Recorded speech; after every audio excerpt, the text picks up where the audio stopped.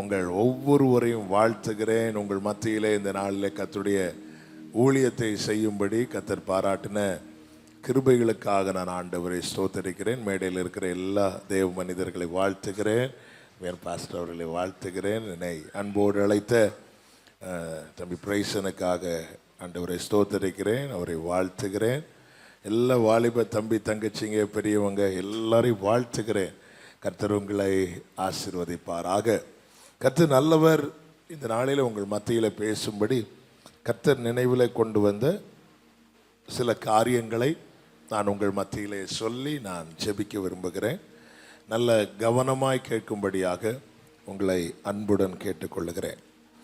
ஆதியாகமம் 19வது அதிகாரம் அதனுடைய 16வது வசனத்தை 29வது வசனத்தையும் வாசிக்கலாம். கர்த்தர் அவன் மேல் வைத்த இரக்கத்தினாலே போதும். 29வது வசனத்தை வாசிங்க. 29, 29. தேவன் ஆபிரகாமை நினைத்து. ஆமென். தேவனுடைய இரக்கமும் நமக்காக ஏறெடுக்கப்படுகிற ஜெபமும் இன்னைக்கு நானும் நீங்களும் இங்கே இருப்பதற்கான பிரதானமான காரணங்களில் ஒன்று. இனி நான் சொல்ற செய்தியை நல்ல கேளுங்க. நான் ஒரு பிரசங்கமா அவங்க மத்தியில் சொல்ல போறது கிடையாது. பிரசங்கனாலே சிலருக்கு கொஞ்சம் டல்லாயிருவாங்க. கொஞ்சம் பிராக்டிக்கலாக உங்களோடு கூட பேச விரும்புகிறேன். லோத்தை முன்வைத்து, லோத்தின் வாழ்க்கை நமக்கு தெரியும். ஆபிரகாம் வீட்டிலே வளர்ந்த மகன்தான் லோத். ஆபிரகாமுடைய சகோதரனுடைய பையன். லோத்துக்கு அப்பா இறந்துட்டாரு. அதுக்கப்புறம் ஆபிரகாம் தான் லோத்தை வளர்க்கிறான். ஆபிரகாம் வீட்டில் தான் வளர்றான். இந்த லோத்தின் வாழ்க்கையை வைத்து தான் நான் உங்கள் மத்தியில் சில காரியங்களை பேச விரும்புகிறேன். நல்ல கவனமாய் கேட்கும்படி உங்களை அன்புடன் கேட்டுக்கொள்ளுகிறேன். கர்த்தர் நம்மோடு கூட பேசுவாராக. ஆதியாகமம் 12வது அதிகாரத்திலிருந்து ஆபிரகாமுடைய சரித்திரம் ஆரம்பமாகிறது. கூடவே லோத்துன் டிராவல் பண்றதை நம்மளால பார்க்க முடியும். லோத்தின் ஆரம்பம் ரொம்ப நல்லா தான் இருந்துச்சு. நம்முடைய வாழ்க்கையில் அப்படிதான். ஆரம்பம்லாம் நல்லா தான் இருக்கும். விசேஷமாக ரட்சிக்கப்பட்ட ஆரம்பத்தில், ஞானஸ்நானம் எடுத்த ஆரம்பத்தில், ஞானஸ்நானம் எடுத்த ஆரம்பத்தில் பார்த்தா உலகத்தில் இவர் தான் பெரிய பரிசுத்தவான் மாதிரி அப்படி காட்டுவாங்க. ஆமாம், அவ்வளோதான். அபிஷேகம் கிடைச்ச ஆரம்பத்தில் இந்த ஆரம்பம்லாம் ரொம்ப நல்லா தான் இருக்கும். அதனால தான் ஆரம்பத்தில் நம்ம தேவனிடத்தில் தேவனுக்கென்று வெளிப்படுத்துகிற காரியம்லாம் முழுமையாக இருக்கும். எபேசு சபைக்கு கர்த்தர் சொல்லுவார்ல, நீ ஆதியில் கொண்டிருந்த அன்பை விட்டா என்று உன் பேரில் எனக்கு ஒரு குறை உண்டு. எரேமியா 2வது அதிகாரம் 1-2 வசனங்கள்ல இப்படி சொல்லப்பட்டிருக்கிறது. உன் இளவயதில் உனக்கு இருந்த பக்தியையும் நீ வாழ்க்கைப்பட்ட போது உனக்கு இருந்த நேசத்தையும் நான் நினைத்திருக்கிறேன். அது ஆரம்பம்.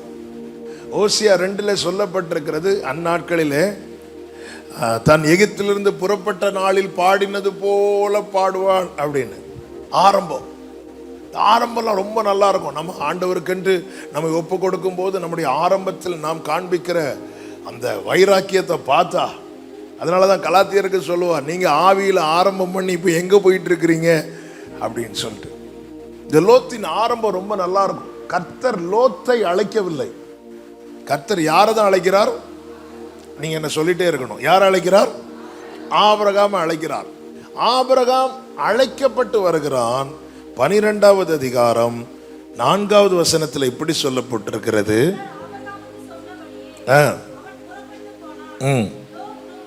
லோத்தும் அவனோட கூட போனான். நல்ல கவனமா கேளுங்க. ஆபிரகாம் அழைக்கப்பட்டு போகிறான் என்றால் லோத்து அர்ப்பணித்து போகிறான். கர்த்தர் லோத்தை கூப்பிடுன்னு சொல்லல. கர்த்தர் ஆபிரகாமை அழைக்கிறார். எதற்காக அழைக்கிறார்? நான் காண்பிக்கிற தேசத்துக்கு போ. இந்த செய்தி ஆபிரகாம் மூலமா யாருக்கு வருகிறது என்றால் லோத்துக்கு வருகிறது. லோத்து இந்த செய்தியை கேட்டுட்டு என்ன செய்கிறார் அப்படின்னா, அப்போ ஆண்டவர் இதை விட ஒரு பெஸ்ட் வச்சிருக்கிறதுனால தான் ஆபிரகாம போக சொல்றார். நானும் வருகிறேன் என்று லோத்தின் ஆரம்பம் எப்படி இருக்குன்னா அர்ப்பணிப்புல இருந்து ஆரம்பிக்கிறான். அர்ப்பணிப்புல இருந்து ஆரம்பிக்கிறான். நல்ல கவனமா கேளுங்க.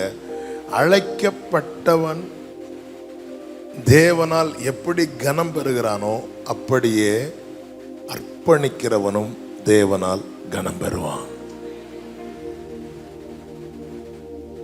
சத்தியம் இதுன்னு தெரிஞ்சிட்டுன்னா அர்ப்பணிச்சிடணும். அது என்கிட்ட யாரும் பர்சனலா சொல்லல. என்கிட்ட சிலர் பார்த்துருக்கீங்களா, அது ஆண்டவர் என்கிட்ட டைரக்டா பேசட்டும். எரேமியாவை கர்த்தர் அழைக்கிறார். இங்க பாருப்பா, நான் உன்னை தாயின் வயிற்றில் இருக்கும்போது உன்னை தீர்க்கதரிசியா உருவாக்கிட்டேன். நான் சிறு பிள்ளைலாம் நீ சொல்லக்கூடாது. உன் வாயில நான் என் வார்த்தையை வைப்பேன் பார். இடுங்கவும் இடிக்கவும் பிடுங்கவும் அழிக்கவும் கட்டவும் நாட்டவும் நான் உன்னை ஏற்படுத்தி இருக்கிறேன்னு சொல்லி எரேமியாவை அழைக்கிறார். ஏசாயாவை அழைக்கல. ஏசாயா ஆழத்தில் வருகிறார். சுத்திகரிக்கப்பட்டு சிங்காசனத்துக்கு சமீபமாய் நெருங்கும் பாக்கியத்தை பெறும்போது ஏசாயா காதுல ஒரு சத்தம் விழுது, நான் யாரை அனுப்புவேன்? இந்த சத்தம் கேட்டதும் அவர் யாரையோ தேடுறாருன்னு ஏசாயா திரும்பி பார்க்காம, சில பார்த்துருக்கீங்களா, அர்ப்பணிக்கிறவன் கை தூக்குங்கன்னு அப்படி திரும்பி பார்ப்பாங்க. யார்கிட்டயோ சொல்லிட்டு இருக்கிறாங்க, ஆண்டவரே நான் இருக்கிறேன், ஆண்டவரே நான் இருக்கிறேன், ஆண்டவரே. அந்த அர்ப்பணித்து வந்த தீர்க்கதரிசி தான் ஏசாயா. பெரிய தீர்க்கதரிசிகளில் ஒருவனா எண்ணப்பட்டான். கிறிஸ்துவை குறித்து ஏசாயாவுக்கு வெளிப்படுத்தப்பட்டது மாதிரி வேற யாருக்கும் வெளிப்படுத்தப்படவில்லை. இன்னும் சொல்லணும்னா மொத்த பைபிளையும் ஏசாயாவில் பார்க்க முடியும். ஏசாயா நிருபத்தில் இருக்கிற 66 அதிகாரமும் 66 புஸ்தகங்களும் உள்ளடக்கினது. இந்த ஏசாயா அறிந்து அர்ப்பணிக்கிறான். அறிந்து அர்ப்பணிக்கிறான். நல்ல கவனமா கேளுங்க. உங்க வாழ்க்கை தேவ சமூகத்தில் அர்ப்பணிக்கப்பட்டதா இருக்குமானால் உங்க மேல தேவ திட்டம் பூரணமாகும். தேவ ஆசீர்வாதம் வந்து தங்கும். மற்ற யாருக்கும் இல்லாத ஒரு விசேஷத்தை கர்த்தர் உங்களுக்கு என்று வைப்பார். ஆமென். ஒரே லைஃப் ஓடிட்டு இருக்கிறோம். அரியலூர் வெஸ்லி ஐயா ஒரு பாட்டு எழுதி இருக்கிறாங்க. நீங்க பிரியப்பட ஏதாவது நான் செய்யணும், இவன் சாதித்தான் என்று ஊர் சொல்ல என் கண்களை மூடணும்.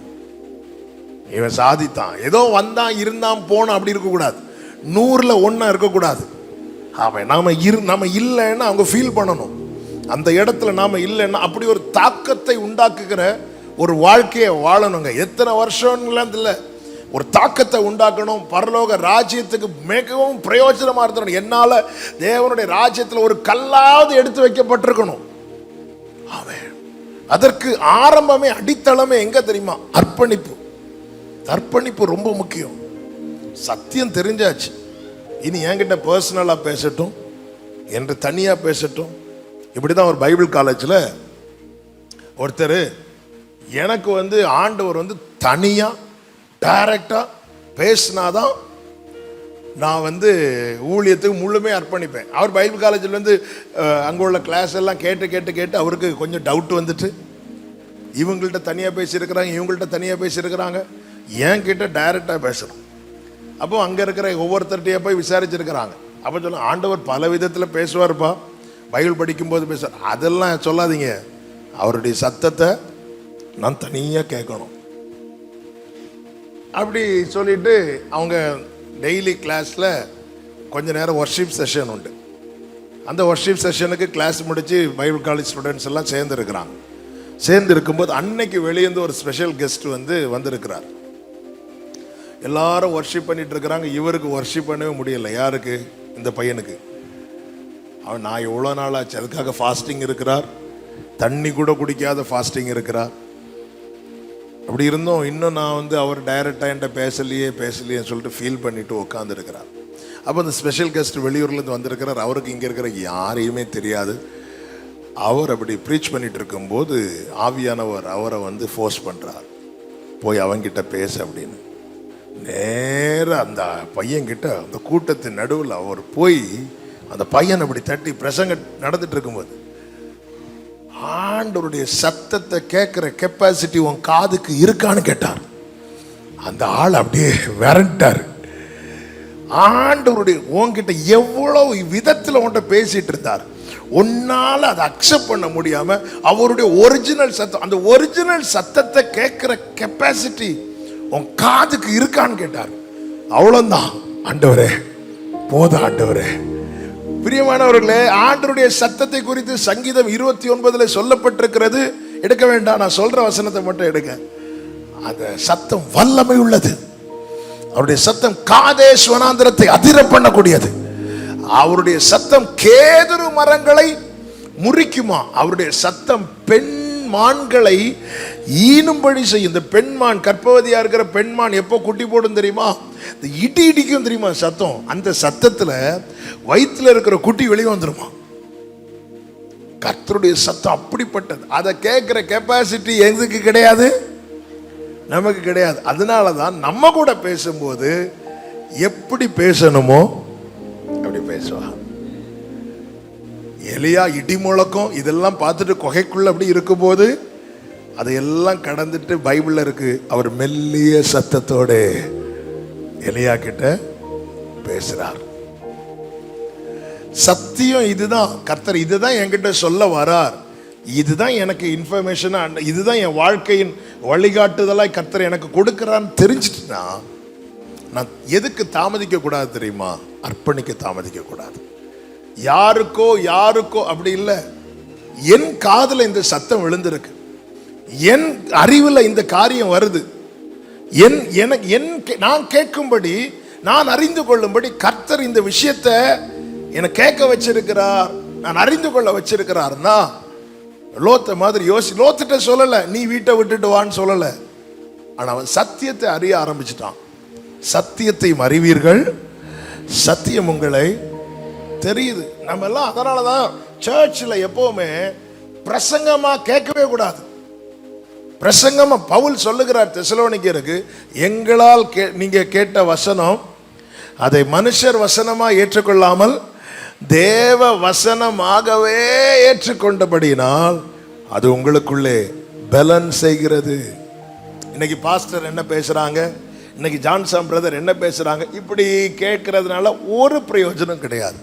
இன்னைக்கு கர்த்தர் என்கிட்ட என்ன சொல்ல விரும்புறா, ஆண்டவருடைய வார்த்தை வருகிறது, இன்னைக்குள்ள பிரசங்கம் நல்லா இருந்து அப்படி சொல்லி போவதற்கல்ல. என் காது கேட்க கர்த்தர் சில காரியங்களை வெளிப்படுத்தி இருக்கிறார். அதுல சில காரியங்கள் என் இருதயத்தில் போய் ஆழமாய் அடிக்குது, என் இருதயத்தில் போய் ஏதோ செய்யுது. அப்போ அதை ஆண்டவர் என்கிட்ட எதிர்பார்க்கிற காரியம். உடனே ஆண்டவர் அதை தனியா என்கிட்ட சொல்லட்டும், என்னை கூப்பிட்டு சொல்லட்டும். இல்ல, ஒவ்வொருவரை நடத்துகிற பாதை வித்தியாசம். நான் ரிப்பீட் பண்றேன், எரேமியாவை கூப்பிட்டு சொல்றார், உன்னை நான் தாயின் வயிற்றிலிருந்தே தெரிந்தெடுத்தேன் என்று. ஏசாயாவுக்கு காது கேட்க அவரே தமக்குள்ளே சொல்லுகிறார், பிதாவாகிய தேவன், குமாரனாகிய கிறிஸ்து, பரிசுத்தாவி, யாரை அனுப்புவேன், யார் போவாய் நமது காரியமாய். ஏசாயா எங்க இருக்கிறான் தெரியுமா? ஆலயத்தில் இருக்கிறான். அங்க ஆராதனை நடக்கிறது, மகிமை விளங்குகிறது. அப்பொழுது ஆண்டவருடைய சத்தத்தை கேட்கிறான், யாரை அனுப்புவேன், யார் போவாய் நமது காரியமா. உடனே ஏசாயா யாரையோ சொல்றாரா இருக்கும். நம்மளை விட தகுதியுள்ள சேராபீன்கள் இருக்கிறாங்கல்ல, யோசிக்கல. என் காதுல என் ஆண்டவருடைய ஏக்கத்தின் குரல் கேட்குது, என் தேவனுடைய எதிர்பார்ப்பின் சத்தம் தொனிக்கப்படுகிறது. ஆண்டவரே நான் இருக்கிறேன், ஆண்டவரே. அர்ப்பணிக்கிற காரியத்துல டிலே பண்ணவே கூடாது. கர்த்தர் ஆபிரகாம்கிட்ட தான் பேசினார், உன் ஏகசுதன், உன் நேசகுமாரன் ஈசாக்கை எனக்கு பலி செலுத்து அப்படின்னு. ஈசாக்கிட்ட சொல்லல. ஈசாக்கு காலையில் ஆபிரகாம் கூட்டிட்டு போறார், மோரியா மலைக்கு போறார். 3 நாள் டிராவல்ல, சொல்லவே இல்லை. 3ஆவது நாள் மோரியா மலை கீழே இருந்து மேலே ஏறும்போது, நானும் பிள்ளையாண்டனும் தொழுது கொண்டு வருகிறோன்னு சொல்லிட்டு ஈசாக்கு சொல்றார், ஆபிரகாம் சொல்றார். அப்ப ஈசாக்கு கேட்கிறார், அப்பா விறகு இருக்கு, நெருப்பு இருக்கு, ஆட்டுக்குட்டி எங்கப்பா அப்படின்னு. உடனே ஆபிரகாம் சொல்லுகிறார், கர்த்தர் பார்த்துக் கொள்வார். அப்பவும் சொல்லல. நேர மலைக்கு மேல போயாச்சு, விறகெல்லாம் அடுக்கி பலிபீடமா செட் பண்ணி வச்சதுக்கு அப்புறம் ஈசாக்கிட்ட ஆபிரகாம் சொல்றார், இங்க பாருப்பா, 3 நாளைக்கு முன்னாடி ஆண்டவர் பேசுறாங்க, ஒன்ன இதுல பலி செலுத்தணும் அப்படின்னு சொல்றாங்க. நாம இருந்திருந்தா ஒன்னு ஓடி வந்திருப்போம், இல்லைன்னா ஆபிரகாம பலி செலுத்திட்டு வந்திருப்போம். ஏன்னா விறக தூக்கிட்டு போற அளவுக்கு ஈசாக்கு ஸ்ட்ரென்த் இருக்கு. ஈசாக்கு குழந்தை கிடையாது. ஈசாக்கு ஒரு 16 இருந்து 20 வயசு இருக்கு. ஒரு 20 வயசுன்னு வச்சுக்கோங்களேன். ஈசாக்கு 20 வயசுன்னு ஆபிரகாமுக்கு எத்தனை வயசு? 120 வயசு. தாத்தாக்கு ஸ்ட்ரென்த் ஜாஸ்தியா? 20 வயசு வாலிபனுக்கு. வாலிபர்களே, யாருக்கு ஸ்ட்ரென்த் ஜாஸ்தி? அப்ப அந்த இடத்துல ஈசாக்கு அர்ப்பணிக்கிறான். இந்த அர்ப்பணிப்பு அவனுக்கு ஒரு புதிய துவக்கத்தை கொடுக்குது. அந்த புதிய துவக்கம் என்ன தெரியுமா? அதுவரை ஆபிரகாம் மட்டும் அவருடைய சத்தத்தை கேட்டுக்கொண்டிருக்கிறார்.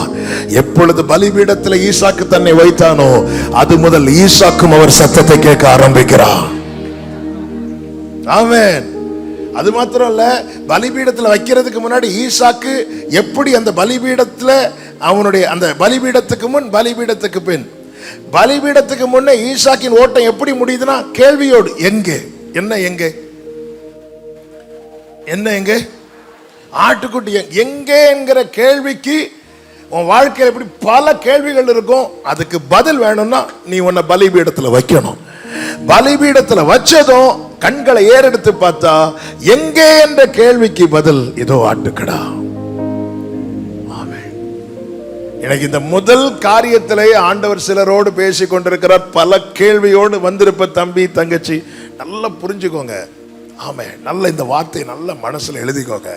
எங்க அப்பா 19 வயசுல ரட்சிக்கப்பட்டாங்க. கேரளாவை சேர்ந்தவர்கள், நல்ல ஒரு மிடில் கிளாஸ் ஃபேமிலியில் உள்ளவங்க. அந்த ஊர்லேயே ஃபர்ஸ்ட் கிராஜுவேட் எங்க அப்பா. நல்ல வேலைகள்லாம் கிடைச்சது. ஆனால் அந்த டைம் தான் ஆண்டவரை ஏற்றுக்கொண்டது நிமித்தம் அவங்க வீட்டை விட்டு வெளியேற்றப்பட்டார்கள். ஊருக்கு வரும்போது, நாகர்கோவிலுக்கு வரும்போது, கன்னியாகுமரிக்கு வரும்போது, கேரளாவை சேர்ந்த கன்னியாகுமரி வரும்போது கையில் ஒரு பைபிள், ஒரு ட்ரெஸ்ஸு, அவ்வளோதான். இதுதான் எங்கள் அப்பாவுடைய ஆரம்பம். 19 வயசு. ஆமாம், ஒரு வாலிபன் சத்தத்துக்கு அர்ப்பணிச்சிட்டாங்க.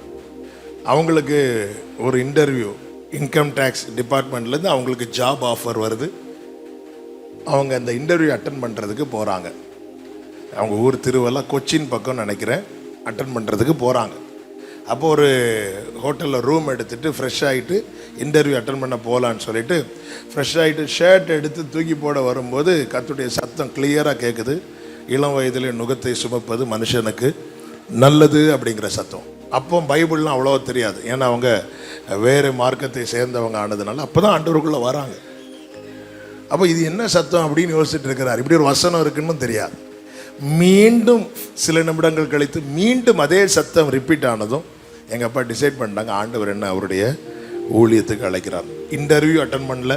வீட்டில் எல்லாரும் ஏற்கனவே ஒரு ஆண்டவரை ஏற்று கொண்டதுனால அந்த கோபம். ஆனாலும் வேலைக்கு இன்டர்வியூ அட்டன் பண்ண போகிறனால எல்லாரும் கொஞ்சம் அமைதியாக இருந்தாங்க. ஏன்னா மூத்த பையன் ஃபஸ்ட்டு கிராஜுவேட், அந்த ஊர்லேயே ஒரு கவர்மெண்ட் ஜாப் கிடைச்சா வீட்டுக்கு நல்லா இருக்கும்னு வெயிட் பண்ணிட்டு இருக்காங்க. இவங்க போகிறவங்க சீக்கிரம் வந்துட்டாங்க. சீக்கிரம் வந்ததும் வீட்டில் கேட்டாங்க, என்ன இன்டர்வியூ சீக்கிரம் முடிஞ்சுட்டா? எங்கள் அப்பா சொன்னாங்க, நான் இன்டர்வியூ அட்டன் பண்ணல. ஏன் அட்டன் பண்ணல? ஆண்டவர் என்னை ஊழியத்துக்கு அழைக்கிறாரு, அதனால் நான் ஊழியத்துக்கு போகிறேன், அவ்வளோதான். ஏற்கனவே கோபத்தை உள்ள வச்சுருந்தாங்க. டோட்டல் குடும்பம் எங்கள் அப்பாவை பகைக்க ஆரம்பித்தாங்க. இதுக்கு மேலே இந்த வீட்டில் இருக்க முடியாதுங்கிற நிலையில தான் கண்ணீரோடு அந்த வீட்டை விட்டு வெளியிறங்குறாங்க. மண்ணெல்லாம் தூக்கி எறிஞ்சாங்களாம். ஆமென். சித்தத்துக்கு அர்ப்பணிச்சுட்டாங்க. வாழ்க்கையே பெரிய கேள்விக்குறி. எங்க அப்பா ஆண்டவர் சமூகத்துல ஒரு காரியத்தை அங்கே கண்ணீரோடு வச்சுட்டு போனாங்க. ஆண்டவர், இந்த வீட்டில் மூத்த பையனா, நீங்க என்னை கூப்பிட்டீங்க, நான் அர்ப்பணிக்கிறேன். என் தம்பிங்க இருக்கிறாங்க, தங்கச்சி இருக்கிறாங்க, அக்கா இருக்கிறாங்க, எங்க வாழ்க்கையில நீங்க தான் பார்க்கணும். ஆண்டவர் உடனே சொன்னார், நான் உன்னை திக்கட்டவனா விட மாட்டேன். அந்த அர்ப்பணிப்பு தொடர்ச்சி தான் இன்னைக்கு நான் உங்க மத்தியில ஒரு ஊழியக்காரனா நின்று கொண்டிருக்கிறேன். அன்னைக்கு இப்படி எங்க அப்பா நினைச்சிருப்பாங்களான்னு கேட்டா தெரியாது. ஒவ்வொரு அர்ப்பணிப்புக்கு பின்னாடி தேவன் வைத்திருக்கிற மகிமை, தேவன் வைத்திருக்கிற மேன்மை என்பது, ஆமென், வேதம் சொல்லுகிறது அல்லவா, தேவனே உம்மிடத்தில் அன்பு கூறுகிறவர்களுக்கு நீர் உண்டு பண்ணி வைத்தவைகளை ஒரு கண்ணும் காணவில்லை, ஒரு காதும் கேட்கவில்லை. ஆபிரகாம் புறப்பட்டான், எல்லாத்தையும் விட்டுட்டு போறான். லோத்து கூட புறப்பட்டான், அர்ப்பணிக்கிறான். அது மாத்திரமல்ல, ஆதியாகமம் 13வது அதிகாரம் 5வது வசனத்திலே சொல்லப்பட்டிருக்கிறது, ஆபிரகாமுடனே வந்த லோத். போதும், ஆபிரகாமுடனே வந்த லோத். ஆபிரகாமுடனே வந்த லோத்துன்னு என்ன? ஆபிரகாம் எங்க போனாலும் லோத்து அங்கேயே போவார். இந்த லோத்தின் ஆரம்பத்தில் அர்ப்பணிப்பு இருந்தது. அது மாத்திரமல்ல, அனுசரித்து போகிறான். தனக்கு மேல யார் இருக்கிறாங்களோ அவங்கள அனுசரித்து போகிறான். இன்னைக்குள்ள வாலிப பிள்ளைங்களுக்கு எது பிடிக்கவே பிடிக்காது தெரியுமா? யாரும் அட்வைஸ் பண்றது மட்டும் பிடிக்காது. கொஞ்சம் வளர்ந்ததும் பெற்றோர் ஏதாவது சொல்லணும்னா, எங்களுக்கு தெரியும். என்ன தெரியும்? உன் எக்ஸாம் பேப்பரை பார்த்தா தெரியும் உனக்கு என்ன தெரிஞ்சிருக்குன்னு. எங்களுக்கு தெரியும், எல்லாம் தெரியும். என்ன தெரியும்? இந்த அனுசரித்து போகிறது ஆசீர்வாதத்தின் முதற்படியே கீழ்ப்படிதான். யோசேப்புக்கு கர்த்தர் ஒரு தரிசனத்தை கொடுக்கிறார். அந்த தரிசனம் எப்படிப்பட்ட தரிசனம் அப்படின்னா, அவங்க பெற்றோரை விட, சகோதரர்களை விட யோசேப்பை கர்த்தர் எப்படி வைக்க போறார்? மேன்மையா வைக்க போறார். இந்த தரிசனத்தை உள்வாங்கியாச்சு யாரு? யோசேப்பு. இப்போ அப்பா கூப்பிடுறாரு யோசேப்பை, யோசேப்பு வா, அவன் சகோதரர்களை விசாரிச்சிருந்து சாப்பாடை கொண்டு கொடுத்துட்டு அப்படிங்கிறார். யோசேப்பு, யார்கிட்ட என்ன சொல்றீங்க? நான் யார் தெரியுமா? என் ஸ்டேட்டஸ் என்ன தெரியுமா? நான் யாரா இருக்க போறேன் தெரியுமா? இப்படி சொல்லிட்டு இருந்திருப்பாருன்னா அந்த வீட்டிலேயே தான் இருந்திருக்கணும். அப்பாக்கு கீழ்ப்படி தான் பாருங்க. அந்த ஃபர்ஸ்ட் ஸ்டெப் எடுத்து வச்சான். அடுத்த ஸ்டெப் எல்லாம் கர்த்தர் அவனை கொண்டு போயிட்டார். அந்த ஃபர்ஸ்ட் ஸ்டெப் எடுத்து வச்சதுக்கு அப்புறம் நீங்க பைபிள்ல ரிப்பீட்டடா ஒரு வார்த்தை வரும். என்ன வரும் தெரியுமா? கர்த்தர் யோசேப்போட கூட இருந்தார். கர்த்தர் யோசேப்போட இருந்தார். ஆமென். பிரியமானவர்களே, வீட்டில் பெற்றோர் கீழே, சபையில் போதகர் கீழே, ஸ்கூல்ல டீச்சர்ஸ் கீழே, இப்படி நம்மை பழக்குவிப்பதற்காகவும் பக்குவப்படுத்துவதற்காகவும் நம்மை சிலருக்கு கீழே வைத்திருப்பார். அப்படி இருப்பது அடிமைத்தனம் கிடையாது. அந்த அனுபவம் தான் நம்முடைய வாழ்க்கையை அழகாக்கும். இயேசு கிறிஸ்து யாருக்கும் தேவன் தெரியுமா? யோசேப்புக்கும் அவர்தான் தேவன், மரியாளுக்கும் அவர்தான் தேவன். அப்படிப்பட்டவர் 30 வயது வரைக்கும் பைபிள் சொல்லுகிறது பெற்றோருக்கு கீழ்ப்படிந்து இருந்தார். அர்ப்பணிக்கிறோம், நம்ம அர்ப்பணிக்கிறோம், ஆனா அனுசரிக்க மாட்டேங்கிறோம். ஏதாவது நம்மள்கிட்ட சொல்லிட்டா, சர்ச்சில் ஒரு பெரியவங்க நம்ம கிட்ட ஒரு காரியத்தை சொல்லிட்டாலே நம்ம பார்க்கிற பார்வையிலே என்ன மெசேஜ் கொடுப்போம் தெரியுமா? இதுதான் கடைசியா இருக்கணும், அவன் இதுக்கு வேலை என்கிட்ட. அதாவது வாழ்க்கையில ஜெயிக்கணும். இவன் அனுசரித்து போகிறான். இது வரைக்கும் நல்லா தான் இருந்துச்சு. எத்தனை தீர்க்க தரிசன புத்திரர்களுக்கு தெரியும் தெரியுமா எலியா எடுத்துக்கொள்ளப்பட போறான்னு? ஆனா எலிசா மட்டும்தான் கூட டிராவல் பண்றான். கூட டிராவல் பண்றவனுக்கு எலியாவின் சால்வை கிடைக்கிறது. எலியாவை விட அதிகமாய் பயன்பட முடிந்தது. எல்லாமே நமக்கு தெரியும், எல்லாமே நமக்கு தெரியும். உங்ககிட்ட ஒருத்தங்க ஒரு காரியத்தை சொல்றாங்கன்னா, ஒரு ஆலோசனை சொல்றாங்கன்னா உள்வாங்குங்க. அவங்க என்ன மனசுல சொல்றாங்கங்கிறது ரெண்டாவது, அதை உள்வாங்குங்க. சிலர் நம்மளை நேசித்து சொல்றவங்க இருப்பாங்க, நம்மளை பிடிக்காம சொல்றவங்க இருப்பாங்க. அப்போ நம்ம முதல்ல எதை பார்ப்போம் தெரியுமா? இவர் என் மேலே ஏதோ கடுப்புல பேசிட்டு இருக்கிறார், இந்த ஆளுக்கு என்ன பிடிக்கல, அதனால தான் சும்மா என்ன கூப்பிட்டு பிடிக்காம சொல்றவங்களும் இருப்பாங்க. ஒருத்தங்க ஒரு காரியத்தை உங்ககிட்ட குற்றம் சாட்டுறாங்கன்னு வைங்களேன், குற்றம் சாட்டுறாங்க, முதல்ல அந்த விஷயம் நம்ம கிட்ட இருக்கான்னு பார்ப்போம். அந்த ஆள் பர்பஸா சொல்றதா இருக்கலாம், என்னவும் செய்யலாம். முதல்ல அந்த விஷயம் இருக்குதுன்னா சரி பண்ணுவோம், இல்லைன்னா விட்டுருவோம், அவ்வளவுதானே. சில காரியங்கள் இருக்கு சொல்றாங்க அப்படின்னா இருக்க போய் தானே சொல்றாங்க. இருக்குதுன்னா சரி பண்ணிடுவோம். இந்த காலம் தான் சரி பண்ணக்கூடிய காலம். சொல்லுவாங்களே ஊர்ல 5ல் வளையாதது 50ல் வளையாது. அதனால தான் நான் அடிக்கடி வாலிபர்களுக்கு சொல்லுவேன், பெரியவங்களை திருத்த போயிடாதீங்க அப்படின்னு. ஏன்னா சில அவங்களால அக்செப்ட் பண்ணவே முடியாது. இங்க பெரியவங்க இருக்கிறீங்க, உங்களை நான் வாலிபர்களா எண்ணி பேசி கொண்டிருக்கிறேன், கர்த்தர் உங்களை ஆசீர்வதிப்பாராக. ஏத்துக்கவே மாட்டாங்க. இந்த இந்த இந்த குயவன் இந்த திரிகையில மண் இருக்கிறது வரைக்கும் அது உருவாக்கப்பட்டு கொண்டே இருக்கும். இந்த வாலிப பருவம் என்பது திரிகையிலே குயவனால் வைக்கப்பட்ட அனுபவம். இப்போ நம்ம அழகா டியூன் ஆகலாம், சூப்பரா டியூன் ஆகலாம், கர்த்தருக்காக நம்ம டியூன் ஆகலாம். அவர் இஷ்டப்படி அவரால் நம்மளை மாற்ற முடியும். அதுக்கு தான் கர்த்தர் என்ன செய்கிறார்னா, சிலரை நமக்கு மேல வச்சிருக்கிறார். தாவீது சொல்லுகிறார் அல்லவா, நீதிமான் என் தலையை தயவாய் கொட்டட்டும், அது என் தலைக்கு எண்ணெயை போல் இருக்கும். இந்த தாவீது தான் சொல்லுகிறார், என் பாத்திரம் நிரம்பி வழியுது. நீதி நம்ம மேல இருக்கிற ஒருத்தங்க நல்லா புரிஞ்சு, என் மேல யாரும் கிடையாது, நானே ராஜா, நானே மந்திரி, அப்படி இருக்கிறவன் வாழ்க்கை அத்தத்தை பார்க்க முடியாது. அப்படி இருந்தவன் தான் யார் தெரியுமா? அப்சலோம். அப்சலோமுக்கு ஒரு ராஜா உண்டு. யார் ராஜா? அவனுடைய தகப்பன் தான் தாவீது தான் ராஜா. ஆனா தாவீதை அனுசரித்து போக அப்சலோமுக்கு மனசே கிடையாது. ஏன்னா அவன் தன்னை தாவீதை விட மேன்மையாய் பார்க்கிறான். அவரை விட எனக்கு ஸ்ட்ரென்த் இருக்கு, அவரை விட எனக்கு அழகு இருக்கு, என் முடிக்கு இருக்கிற விலை கூட அவர்கிட்ட இருக்கிறத விட ஜாஸ்தி. எல்லாத்தையும் மேன்மையா பார்க்கிறான். ஆனால் எதை மேன்மையை பார்த்தானோ அது எல்லாமே அவனுக்கு கண்ணியாய் மாறிட்டு. ஏன் தெரியுமா? அனுசரித்து போகல. நீங்க கிருபை பெற்றவங்களாகவே இருக்கலாம், அபிஷேகம் பண்ணப்பட்டிருக்கலாம், ஆனா உன் மேல ஒருந்துக்கிற ஒருத்தர் நீ அனுசரித்து போகும்போது, அதனாலதான் பைபிள் இருக்கு, கர்த்தருக்குள் கீழ்ப்படிங்க இருக்கு. நல்ல காரியங்களை, அதாவது தெய்வீகத்துக்கு அடுத்த காரியத்தை எல்லாம் என்ன செய்யணும்? அனுசரித்து போகணும். தீமையான காரியங்களை அனுசரித்து போகணும்னு சொல்லல, தெய்வீகத்துக்கு அடுத்த காரியத்துல ஓகே, இந்த காரியம் நல்லது, இந்த காரியம் மேன்மை. ஒரு சின்ன பொருளை தம்பி வாங்கிட்டு வான்னு சொல்லிட்டு அப்பா அம்மா உன்ட்ட சொல்லும் போது நீ எப்படி ரியாக்ட் பண்ற, அதை வச்சுதான் உன் ஃபியூச்சர் இருக்கு. சின்ன காரியமா தான் இருக்கும், சின்ன விஷயமா தான் இருக்கும். தாவீதுக்கு எல்லா சகோதரர்களுக்கு கண்களுக்கு முன்பதாக தாவீது தலையில ராஜரீக அபிஷேகம் ஊற்றப்படுகிறது.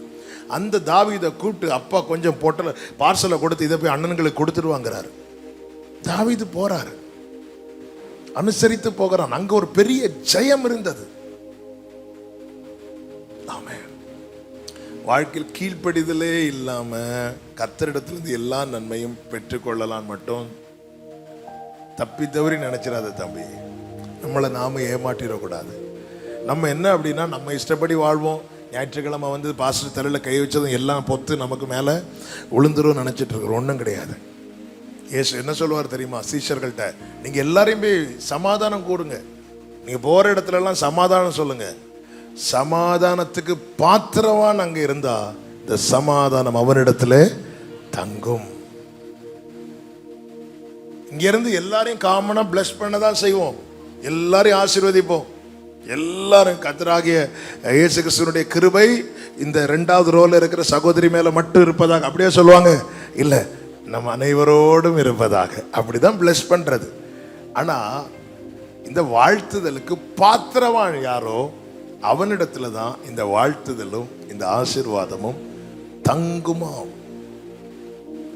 அனுசரித்து போகிறான். இப்படி அனுசரித்ததுனால கர்த்தர் என்ன செய்கிறார் தெரியுமா? அவனை பிளஸ் பண்றார். இனி 13:5 ஒரு விஷயம் கூட வாசிங்க. ஆதியாகமம் 13:5. ஆபிரகாமுடனே வந்த லோத்துக்கும் ஆடு மாடுகளும் கூடாரங்களும். அப்போ இது எதை காட்டுகிறது? அழைக்கப்பட்டவன் எப்படி ஆசீர்வதிக்கப்பட்டானோ அதே போல அர்ப்பணித்தவனும் ஆசீர்வதிக்கப்படுகிறான். கைகளை உயர்த்தி ஆமென் சொல்லுங்க பார்க்கலாம். உன்னுடைய அர்ப்பணிப்பை கர்த்தர் கனம் பண்ணுவார். சின்ன விஷயமா இருக்கும். என்ன சின்ன விஷயமா இருக்கும்? இன்னையில இருந்து நான் சினிமா பார்க்க மாட்டேன். இந்த அர்ப்பணிப்பு தான் பிரதிஷ்டை. இன்னையில இருந்து நான் சினிமா பார்க்க மாட்டேன், சினிமா பாட்டு கேட்க மாட்டேன். சின்ன சின்ன விஷயமா இருக்குங்க. இதெல்லாம் பெரிய காரியமா அப்படின்னு கேட்டா இன்னைக்கு வேண்டாம். நீங்க அப்படி ஒரு சின்ன விஷயம்தான், நீங்க அதை விட்டு பாருங்க, உங்க வாழ்க்கையை கர்த்தர் கனம் பண்ணுவோம், உங்க லைஃபே அழகாகும். ஆமென். உங்களுக்கு நீங்கள் சாட்சி கேட்டிருப்பீங்க, உண்மையிலே எனக்கு பாட்டு வராது, படிப்பு வராது. நான் ஒரு 2 மார்க் கொஸ்டினை, எனக்கு நான் காலேஜ் படிக்கும்போது 2 மார்க் கொஸ்டினை நைட்டு ஃபுல்லாக இருந்து படிச்சுட்டு அடுத்த நாள் போகிறேன், அந்த 2 மார்க் அப்படியே வந்துச்சு, எனக்கு மறந்துச்சு. அது வராமல் இருந்துட்டு கூட கொஞ்சம் நிம்மதியாக இருப்பேன். கேட்ட சொல்லுங்க, நான் படித்தது வரல, இது நான் படித்ததெல்லாம் வந்துட்டு. ஆமாம், காலேஜ் லாஸ்ட் இயர், அதாவது ஆமாம் 7th செமஸ்டரில் அந்த டைம் தான் நான் என்னை விட்டு கொடுக்குறேன். ஆண்டவரே என்னால் ஜெயிக்க முடியாது ஆண்டவரே.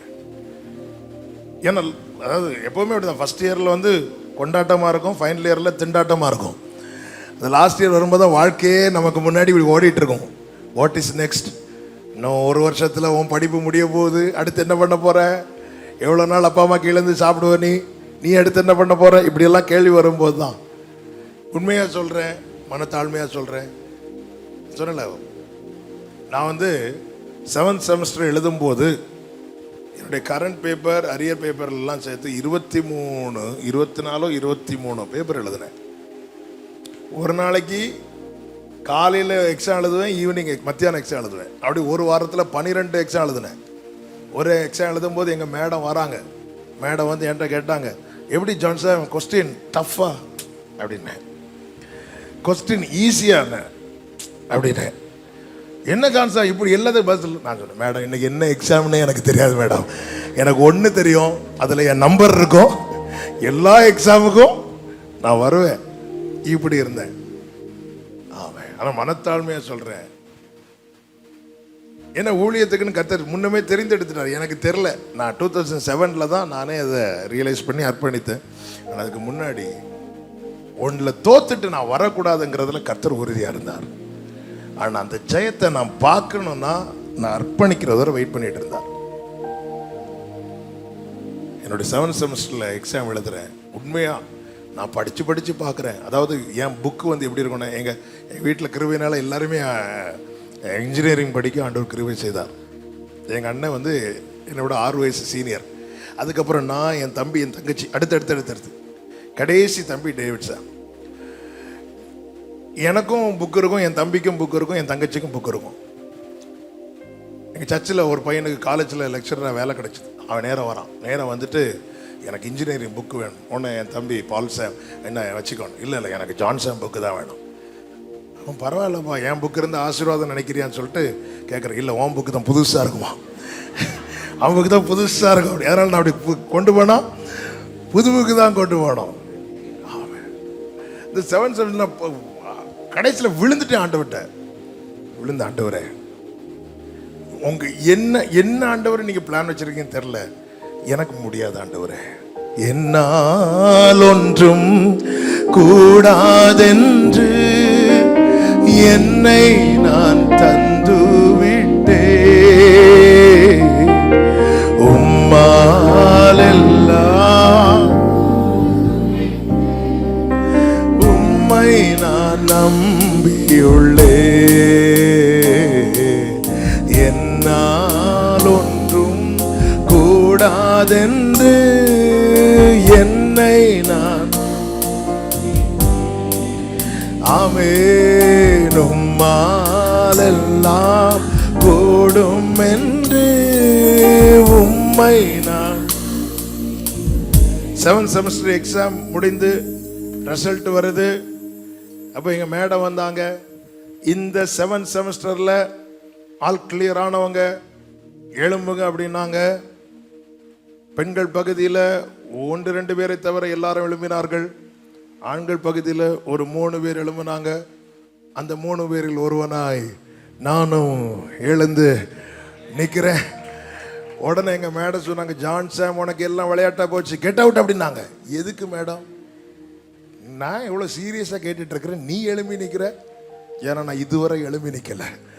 உடனே நான் சொன்னேன், சத்தியமாக பாஸ் ஆகிட்டேன் மேடம், போய் பாருங்க மேடம். ஆமென். கர்த்தர் என்ன பாஸ் பண்ண வச்சார், எல்லாம் கிளியர் பண்ண வச்சார். ஊழியத்தை கொண்டு வந்தார். பாட தெரியாதுன்னு பாட்டு எழுத வச்சார்.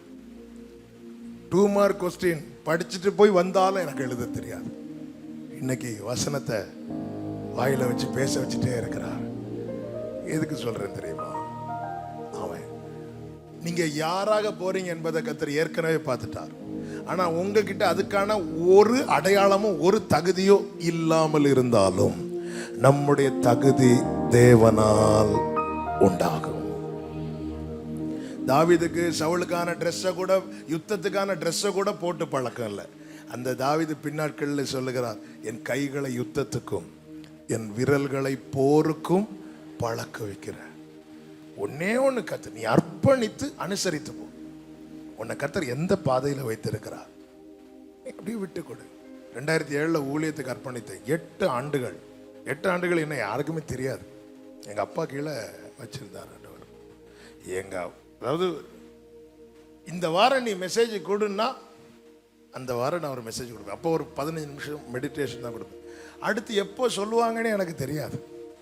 சில டைமில் திடீர்னு ஒரு வேர்டு ரெவலேஷன் கிடைச்சதும், அப்படி இந்த வாரம் எங்கள் அப்பா சொல்ல மாட்டாங்களா, நீ இந்த வாரம் மெடிடேஷன் கூட சொல்ல மாட்டாங்களா, அப்படி சொல்ல வைக்கிறதுக்காக எங்கள் அப்பா முன்னாடி 4 தடவை அங்கே இங்கேயும் நடப்பேன். எங்கள் அப்பா கிட்ட இன்டைரக்டாக சொல்லுவேன், அப்பா நேற்று பேசும்போது ஆண்டவர் எனக்கு ஒரு வசனத்தை வெளிப்படுத்தினாங்க. எதுக்கு இப்படி சொல்கிறேன்னா, அப்போ இந்த வாரம் அதை நீ சொல்லு அப்படின்னு சொல்லுவாங்கன்னு பார்த்து, அப்படியா, ரொம்ப சந்தோஷம், கர்த்தர் ஆசீர்வதிப்பார்.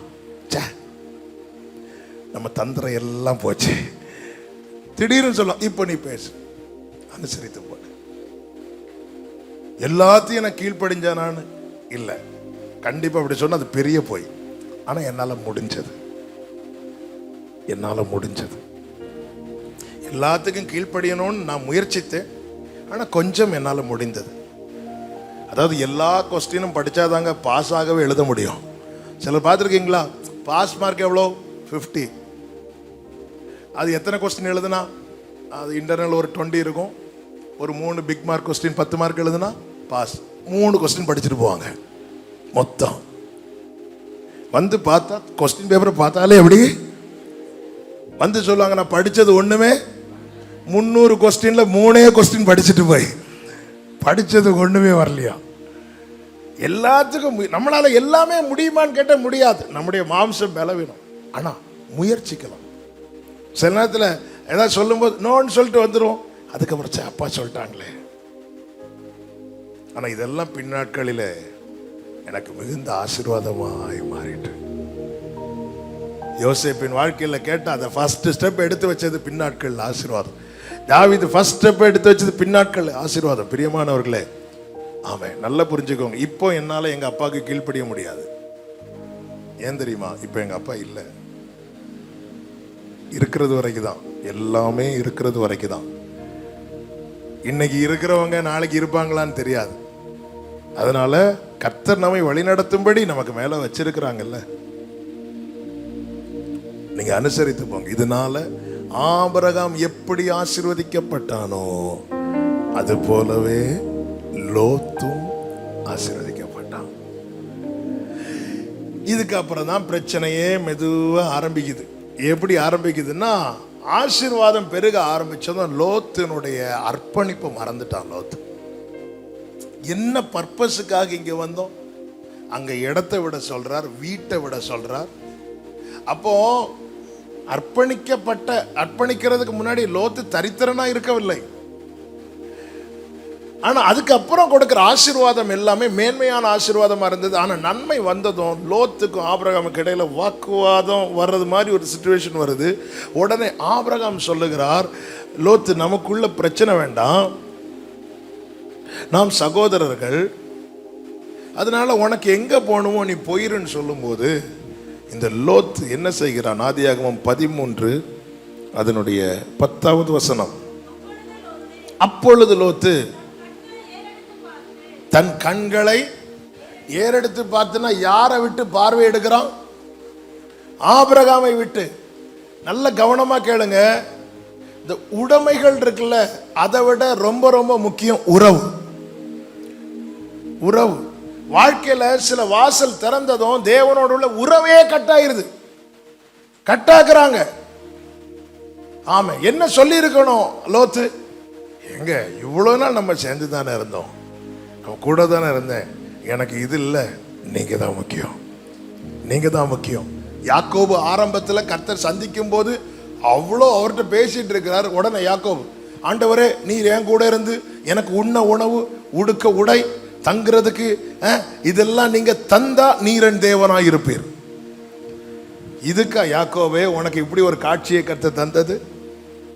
எப்படி அறிமுகப்படுத்துகிறார் தெரியுமா? நான் ஆபிரகாமின் தேவனும் எதுக்கு அப்படி அறிமுகப்படுத்துகிறார்? யாக்கோபே நான் உன் தேவனாகவும் இருக்க விரும்புகிறேன்.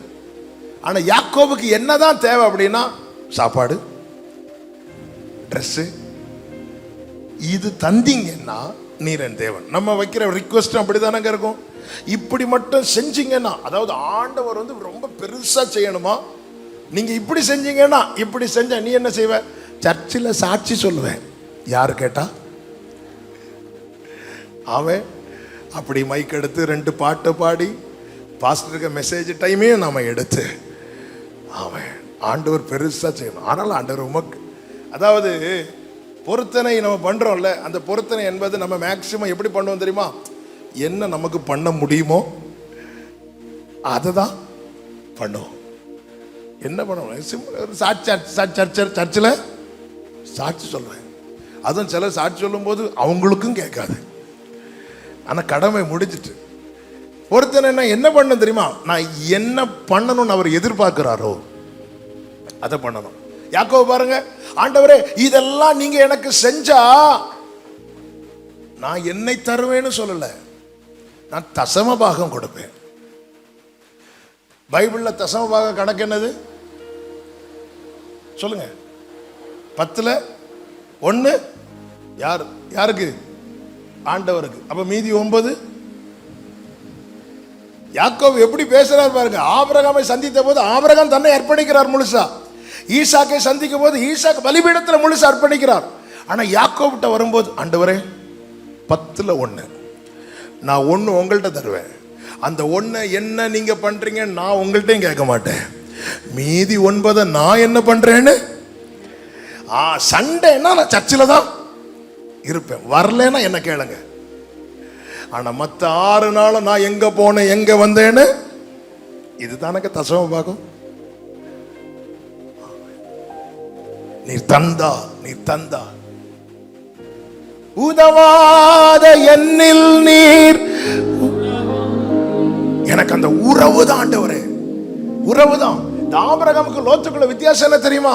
ஒரு சான்ஸ் கிடைச்சதும், இன்னைக்கு எல்லாம் சில சான்ஸை பார்த்துட்டு தான் இருக்கிறாங்க.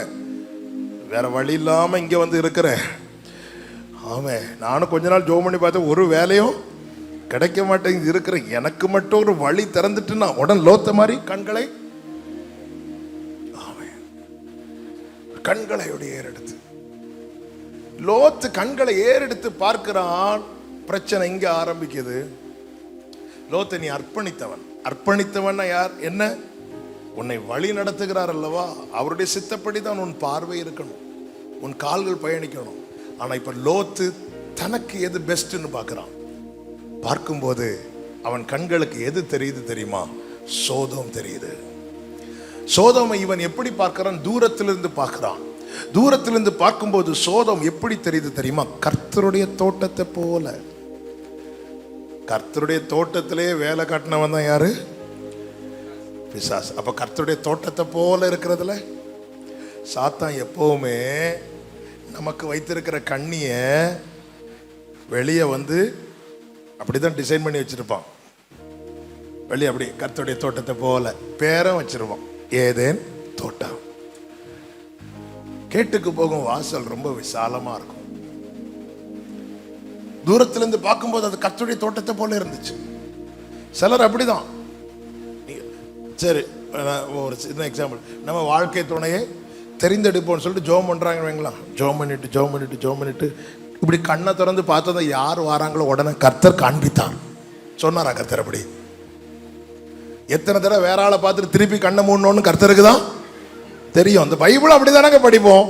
சிலர் பாருங்க இப்படியே திறப்பாங்க, சோத்திரம் ஐயோ ஆண்டவரே வேண்டாம் இது அவன் எத்தனை இப்படிதானங்க. நமக்கு பிடிக்காத யாரா கண்ணு முன்னாடி இருந்தா திருப்பி கண்ணை திறக்கிறதே கிடையாது. இப்படி பார்த்து தெரிஞ்சா ஆண்டவரே சோத்திரம் ஆண்டவரே கேட்டா நான் ஜோம் பண்ணி தான் தெரிந்தெடுத்தேன். ஈசாக்கு பாருங்க ரெபேக்காள் அழைத்து கொண்டு வரும்போது ஈசாக்கு ஜெபம் பண்றார். ஜெபம் பண்ணி கண்களை திறந்து பார்க்கும்போது ஒட்டகங்கள் வர காண்கிறான். அதுல ரெபேக்காள் இருக்கிறார். உடனே ஓடி போய் தூக்கிட்டு போகல. ஆனா யாக்கோபு பாருங்க, ராகேலை பார்த்ததும் ஓடி போய் கட்டி பிடிச்சிட்டாரு. ஈசாக்கு அப்படி இல்லை. ஈசாக்கு பார்த்துட்டு அழைத்து கொண்டு வந்தார் அல்லவா, அவர் வந்து டீட்டெயிலா சொல்றார். எல்லாம் தெரிந்து கன்ஃபார்ம் ஆனதுக்கு அப்புறம் ரெபேக்காளை தன் வீட்டுக்கு அழைத்து கொண்டு, பார்த்ததும் உறுதிப்படுத்தாது, பார்த்ததும் உறுதிப்படுத்தாது. இயேசு கிறிஸ்து 40 நாள் ஜெபம் பண்ணி முடிச்சதும் யார் வந்து நின்னா? எதை கொண்டு வரான்? கல்ல கொண்டு வரான். என்னன்னு சொல்லிட்டு வரான்? அப்போன்னு சொல்லிட்டு வரான். எடுத்து சாப்பிட்டு இருந்தா அடுத்த நாள் ஜெப குறிப்பு வந்திருக்கும். நம்ம அநேகருடைய பிரச்சனை, ஜெபிக்கிறவன் மேலதான் சாத்தான் கண் வைப்பான். நான் ஜெபம் பண்ணி முடிச்சிட்டு, அதனால எனக்கு ஜெபம் பண்ணி முடிச்சு வரதெல்லாம் நீ அக்செப்ட் பண்ண கூடாது. எப்படி நான் ஜெபிக்க வேண்டும், எதற்காக ஜெபிக்க வேண்டும், ஆவியான கற்று தருவா. இயேசு கிறிஸ்து பாருங்க, அவருக்கு நிதானித்து அவனை துரத்துகிறார். கர்த்தருடைய தூதர்கள் வந்து அவருக்கு பணிவிடை செய்தார்கள்.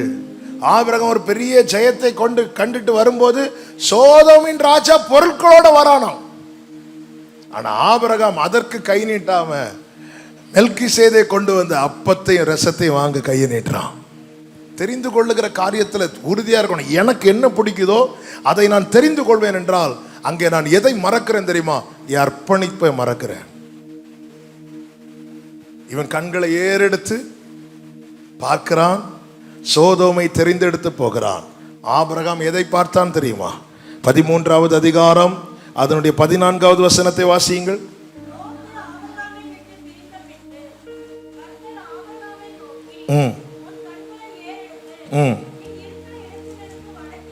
நீ இருக்கிற இடத்துல இருந்து வடக்கையும் நோக்கி பார். லோத்து தனக்கு எது பிடிச்சதோ அதை பார்த்தான். ஆபிரகாம் கர்த்தர் எதை காண்பித்தாரோ அதை பார்த்தான். வாலிப பிள்ளைங்க இருக்கிறீங்க, நான் அன்பா சொல்றேன், உங்கள் மாம்சமும் மனசும் விரும்புறத நீங்க பார்த்து ஏமாந்துடாதீங்க. லோத்து விரும்பி பார்த்த இடத்தில் போய் 2 பேதுருல சொல்லப்பட்டிருக்கிறது, அவன் நாள்தோறும் வாதிக்கப்பட்டான். வெளியே வர முடியாம தவித்தான். இந்த வாலிப பிராயம் என்பது தேடல் அதிகம் இருக்கும். வீட்டில் அன்பு குறைஞ்சிட்டுன்னா அந்த அன்பை வெளியே தேட ஆரம்பிப்போம். தேடல் இருந்துட்டே இருக்கும். அவங்களுக்குன்னு ஒரு வேர்ல்டு இருக்கும். அதனால தான் நிறைய பிள்ளைங்க பாருங்க, இந்த ஃபோனோட பாத்ரூமுக்கு போவாங்க. இங்கே யாராவது அப்படி இருக்கிறீங்களா? அந்த ஃபோனை தூக்கிட்டு கை தூக்க வேண்டாம்.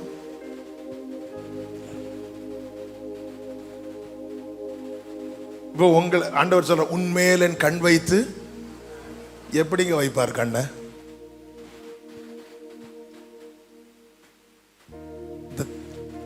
தேடல் எவ்வளவு ஒரு நம்முடைய வாழ்க்கையை வந்து அலங்கோலமாக்கு பாருங்க. நம்முடைய மாம்சம், நம்முடைய மனசு விரும்புறதுக்கு நோக்கி நம்முடைய கால்கள், நம்முடைய தேடல் போகும்போது நம்முடைய லைஃபை வந்து நம்ம வெளியே இருந்து பார்க்கும்போது நம்மளால ரசிக்க முடியணும். நம்முடைய அந்தரங்க வாழ்க்கை நம்ம வெளியே இருந்து நம்ம லைஃபை ஒருத்தங்க பார்க்க முடியுமா? நம்ம லைஃபை தீமையை பார்க்க மாட்டாத சுத்த கண்ணன் அவர்.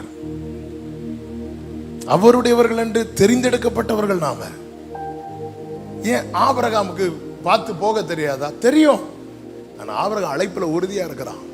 லோத் அர்ப்பணிப்பை மறந்துட்டான். கொஞ்சம் வாசல் விரிவானது அர்ப்பணிப்பை மறந்துட்டான். அவன் போய் என்ன செய்கிறான் அப்படின்னா, சோதோம்ல போய் மாட்டிட்டான். சோதோம்ல இருந்து அவனால வெளியே வர முடியல. இப்ப கர்த்தர் என்ன செய்கிறார் தெரியுமா? சோதோமை அழிக்கும்படிக்கு கர்த்தர் விசிட் பண்றார். இன்னும் கொஞ்ச நேரத்தில் நான் இந்த செய்தியை முடித்து உங்களை நான் ஜெபத்தில் நடத்த விரும்புகிறேன். இனி ரொம்ப கவனமாக கேட்கணும். ஆனா ஆபிரகாம் இருந்ததுனால கர்த்தர் சோதோமுக்கு டைரக்டா போகாம ஆபிரகாம் போய் விசிட் பண்றார். ஆபிரகாம் என்ன செய்கிறார் என்றால் 18வது அதிகாரத்துல கர்த்தருக்கு முன்பாக நின்று கெஞ்சிட்டு இருக்கிறான். இது யாருக்கு தெரியாது? லோத்துக்கு தெரியாது. இவன் கெஞ்ச கெஞ்ச கெஞ்ச கர்த்தருடைய ஃபேவர் லோத்துக்கு கிடைச்சிட்டே இருக்கு. கொஞ்சம் இங்க கவனிங்க. நமக்கு பின்னாக இருக்கிற பெற்றோருடைய ஜெபம், போதகருடைய ஜெபம், சபையின் ஜெபம், இது நமக்கு தெரியாது. நம்ம சோதோம்ல லோத் இருந்தது மாதிரி நமக்குன்னு ஒரு வேர்ல்டில் இருக்கிறோம். நான் 2007 ஊழியத்துக்கு அர்ப்பணிக்கிறேன். ஊழியத்துக்கு அர்ப்பணித்து ஆரம்பத்தில் கொஞ்ச நாளுக்கு அப்புறம் 1-2 இடத்துல என்னை ஒர்ஷிப்புக்கு கூப்பிட்டாங்க. அப்போ கண்டினியூஸாக ஒரு வாட்டி 3 வாரம் எனக்கு மீட்டிங்கிறது, 3 வீக்ஸ் மீட்டிங். அந்த வருஷத்தில் மொத்தம் 3 வாரம் மீட்டிங் தான் எனக்கு. ஆனால் அது கண்டினியூஸாக இருந்ததுனால ஏதோ நான் ரொம்ப பிஸி மாதிரி என்னை காட்டிட்டேன். அப்போ அந்த 3வது வாரம் மீட்டிங் முடிச்சுட்டு வீட்டில் வர எங்கள் அம்மா என்கிட்ட ஏதோ சொல்லாங்க. சரிம்மா நான் ரொம்ப டயர்டாக இருக்கேம்மா, அப்புறம் சொல்லுங்கம்மா அப்படின்னு சொல்லிட்டு நான் போய் படுத்துட்டேன். படுத்ததும் ஆண்டவர் எனக்கு ஒரு சொப்பனத்தை காட்டுறான். அந்த சொப்பனம் எப்படின்னா, நான் எங்கள் வீட்டு சைடில் இருந்துட்டு அப்படி வானத்தை பார்த்துட்டு இருக்கிறேன். வானத்தை பார்த்துட்டு இருக்கும்போது வானத்திலிருந்து ஒரு புறா வந்து, அழகான ஒரு புறா அப்படியே இறங்கி வருது. நான் எப்படி யோசிச்சுட்டு இருக்கிறேன், இந்த புறா தானே ஜீசஸ் மேலே இருந்துச்சு. ஏன்னா நம்ம எத்தனை ஜீசஸ் மூவி பார்த்துருப்போம். அப்படி அழகான ஒரு புறா வரும். அப்போ இந்த புறாவாக தான் இருக்கும், இதுதான் இருக்கும். ஏன்னா வானத்திலிருந்து இறங்கி வருதுன்னா அதுதான். பார்த்துட்டே இருக்கிறது வேகமாக இறங்கி வருது. எங்கே இறங்கி வருதுன்னு பார்த்தா நாங்கள் இருக்கிற ஏரியாவை நோக்கி வருது. இன்னும் கிட்ட வர வர வர வர நான் பார்த்துட்டு இருக்கேன். அது என்ன தான் பார்க்குது, என்ன பார்த்துட்டு வேகமாக வருது. அப்போ கொஞ்சம் கிட்ட வர வர எனக்கு தெரிஞ்சுட்டு இது என் மேலே இருக்கிறதுக்கு தான் வருது. அப்போ நான் யோசிக்க, இது என் மேலே இருந்துட்டுன்னா இயேசு கிறிஸ்து மேலே ஆவியானவர் புறாவின் வடிவில் வந்து இறங்கினது அடுத்த அதிகாரம். ஆவியானவர் பிசாசினாலே சோதிக்கப்படுவதற்காக இயேசு எங்கே கூட்டிட்டு போகிறார்? வனாந்திரம் கூப்பிட்டு. ஆண்டவரே வேண்டாம் ஆண்டவரே சொல்லிட்டு நான் என்ன பண்ணுறேன்னா ஓடுறேன். எங்கள் வீட்டை சுற்றி சுற்றி ஓடுறேன். அந்த புறாவும் விட மாட்டேங்குது, அது என் மேலே இருக்கணும் அப்படின்னு சொல்லிட்டு சுற்றி சுற்றி சுற்றி சுற்றி வந்து எப்படியாவது என் மேலே இருந்துடலான்னு பார்க்குது. நான் வந்து இடம் கொடுக்கவே இல்லை, இடம் கொடுக்காம ஓடிட்டு இருக்கிறேன். கொஞ்ச நேரத்தில் என்ன ஆகுதுன்னா, அந்த புறாவுக்கு டயர்டாகி அது திரும்பி போகிறதுக்கு பார்க்குது. இதை கிச்சன்ல இருந்து எங்கள் அம்மா என்ன பண்ணிட்டுருக்குறாங்க, பார்த்துட்டு இருக்கிறாங்க. சமையல் பண்ணிகிட்டே பார்த்துட்டு இருக்கிறாங்க.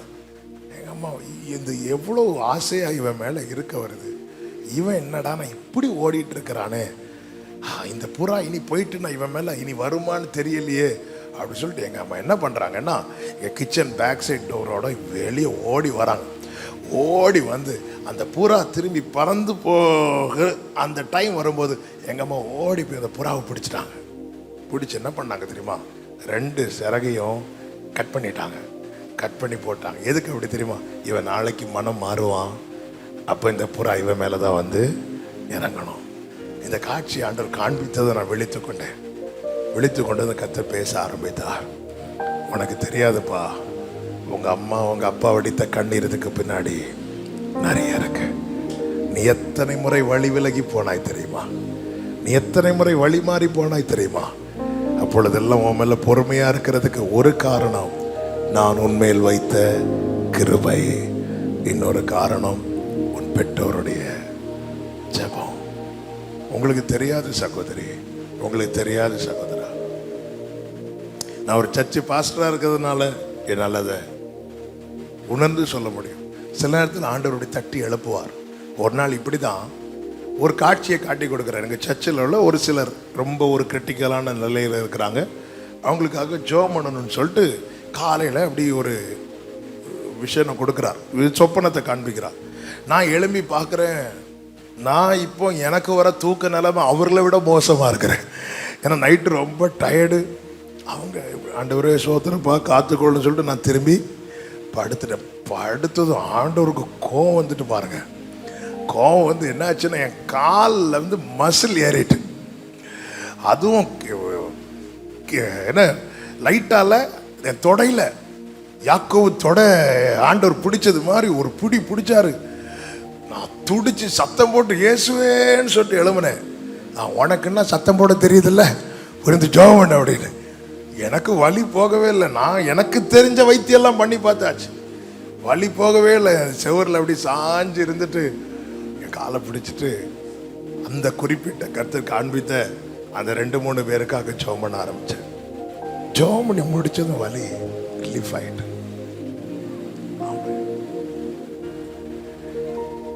ஆபிரகாமே ஜெபம் பண்ணானு கேட்டா இல்ல, ஆபிரகாமை ஜெபம் பண்ண வச்சார்.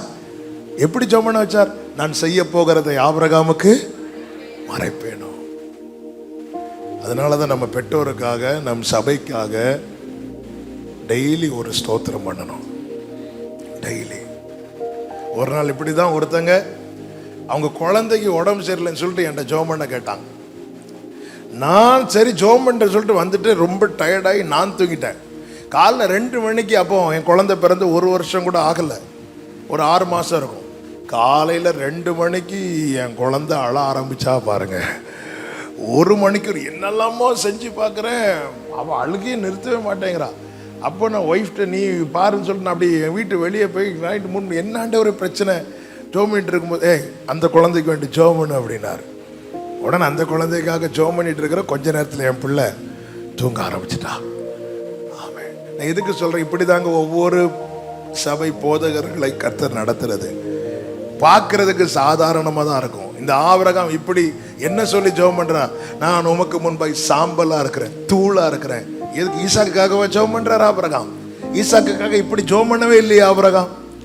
ஆனா லோத்தே, நீ பிரிஞ்சு போனதுக்கு அப்புறமும், ஆபிரகாமை நீ துக்கப்படுத்தினதுக்கு அப்புறமும், உனக்காக ஒரு ஆபிரகாம் வேண்டு கொண்டிருக்கிறது போல நமக்காக பிதாவின் வலது பரிசுத்திலிருந்து ஒருவர் பரிந்து பேசி கொண்டிருக்கிறதுனாலதான் நம்மேல வர வேண்டிய ஆக்கினைக்கு நாம தப்பி கொண்டிருக்கிறோம். ஆமென்.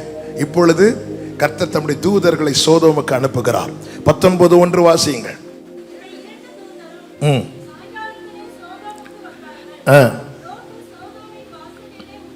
அவர்களை கண்டு லோத்து எழுந்து தரை மட்டும் குனிந்து வீட்டுக்கு வரணுங்கிறாங்க. அதுக்கு அவங்க என்ன சொல்றாங்க? அப்படி அல்ல, நாங்க வரமாட்டோங்கிறாங்க. நல்ல கவனமா கேளுங்க. ஒரு விசை நாம் அழைப்பை தட்டிட்டு போயிட்டோம்னா அதுக்கப்புறம் நாம் சில காரியங்களை செய்தாக வேண்டும். அந்த காரியம் தான் என்னன்னா 3வது வசனம். அவன் அவர்களை மிகவும் வருந்தி கேட்டுக்கொண்டான். ஏன்னா அவனுக்கு தெரிஞ்சிட்டு இனி அவர் இல்லாம நான் இல்லை. லோத்தால சோதோமுக்கு உள்ள போக முடிஞ்சது, ஆனா சோதோமுக்கு வெளியே லோத்தால தனியா வர முடியல. பாவத்துக்குள்ள ஈஸியா என்ட்ராயிரலாம். நான் இப்ப நினைச்சாலும் என்னால பாவம் செய்ய முடியும். பாவத்து கேட்டுக்கு போக வாசல் விசாலம், ஈஸியா உள்ள போயிடலாம். ஆனா எந்த ஒரு மனிதனாலும் சுயமாய் அதற்குள்ளே இருந்து வெளியே வர முடியாது. லோத்துக்கு வாசல் வரைக்கும் வர முடிஞ்சது. சில சொல்லுவாங்க தெரியுமா, விடணும்னு நினைக்கிறேன், முடியல. 2 நாள் அப்படி பிடிச்சு பார்க்கிறேன், முடிய மாட்டேங்குது. கிருபையா என்னை நடத்தி செல்லும். ஆண்டவருடைய கிருபையை பாருங்க. சோதம் வந்தது அழிக்கிறதுக்கு, ஆனால் இவன் வருந்தி கேட்ட போது இவன் வீட்டுக்கு கர்த்தர் விரும்பி போகிறார். இப்போ இவனுக்கு ஒண்ணு தெரிஞ்சிட்டு, இனி அவர் இல்லாம என்னால முடியாது. இந்த தூதர்கள் லோத்தின் வீட்டுக்கு போனதும் 19வது அதிகாரத்துல பிரச்சனை இன்னும் அதிகமாகிறது. 9வது வசனத்தை வாசியுங்கள்.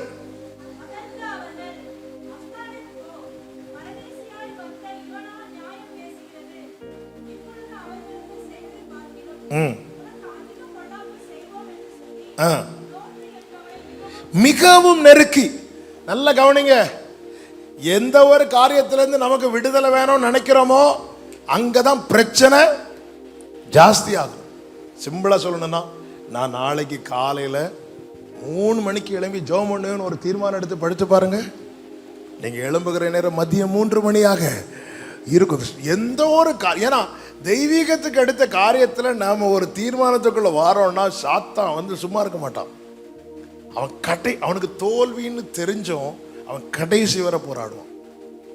வீட்டுக்குள்ள ஆண்டவரை இன்வைட் பண்ணிட்டான், வாழ்க்கையில் ஆண்டவரை இன்வைட் பண்ணிட்டான். இப்ப பிரச்சனை இன்னும் ஜாஸ்தி ஆகுது. ஆனா என்ன ஒரு ஹோப் தெரியுமா, என்ன ஒரு பிளஸ் தெரியுமா, அவர் வந்ததுக்கு அப்புறம் எவ்வளவுதான் பிரச்சனை வந்தாலும் அதை அவர் பார்த்துக் கொள்வார். அடுத்த வசனத்தை வாசிங்க பார்க்கலாம். அப்பொழுது அந்த புருஷர்கள் தங்கள் கைகளை வெளியே நீட்டி லோத்தை தங்கள் அண்டைக்கு. இப்ப நல்ல கவனமா கேளுங்க. லோத்து சென்ட்ரல் நிக்கிறாரு, வெளியே யார் நிக்கிறா? சோதோமியர் நிக்கிறாங்க. உள்ள யார் இருக்கிறா? கர்த்தருடைய தூதர் இருக்கிறாங்க. இங்கேயும் நெருக்கம், இங்கேயும் நெருக்கம். லோத்து எங்க போறார்? ஆவி மாம்சத்துக்கு விரோதமாய், மாம்சம் ஆவிக்கு விரோதமாய் போராடும் போது நான் எந்த பக்கம் சாய்கிறேனோ அந்த பக்கத்தால இழுக்கப்படுவேன். என் வாழ்க்கையில நான் பல பிரச்சனைகளை பார்த்தாச்சு. இப்போ சோதோமின் பாவம் என்னை நெருக்கும் போது இன்னும் ஒரு நாள் போயிட்டு வரேனே, இன்னும் 2 வாட்டி, இன்னும் 3 வாட்டி.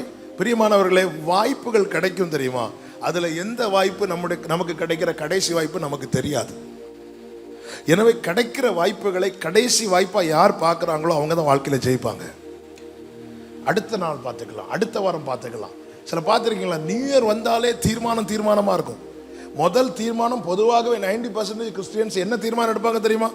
சொல்லுங்க பார்க்கலாம். நீங்களே கரெக்டாக சொன்னீங்க.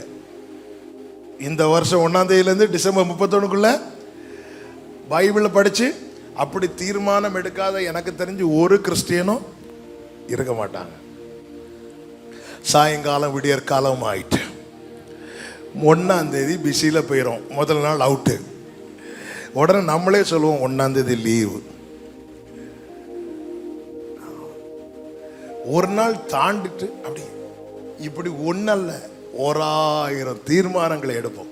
இப்படிதான் ஒரு பாஸ்டர் ஒரு பையன்கிட்ட கேட்டாராம், இந்த நியூ இயருக்கு தம்பி நீ என்ன தீர்மானம் எடுத்த?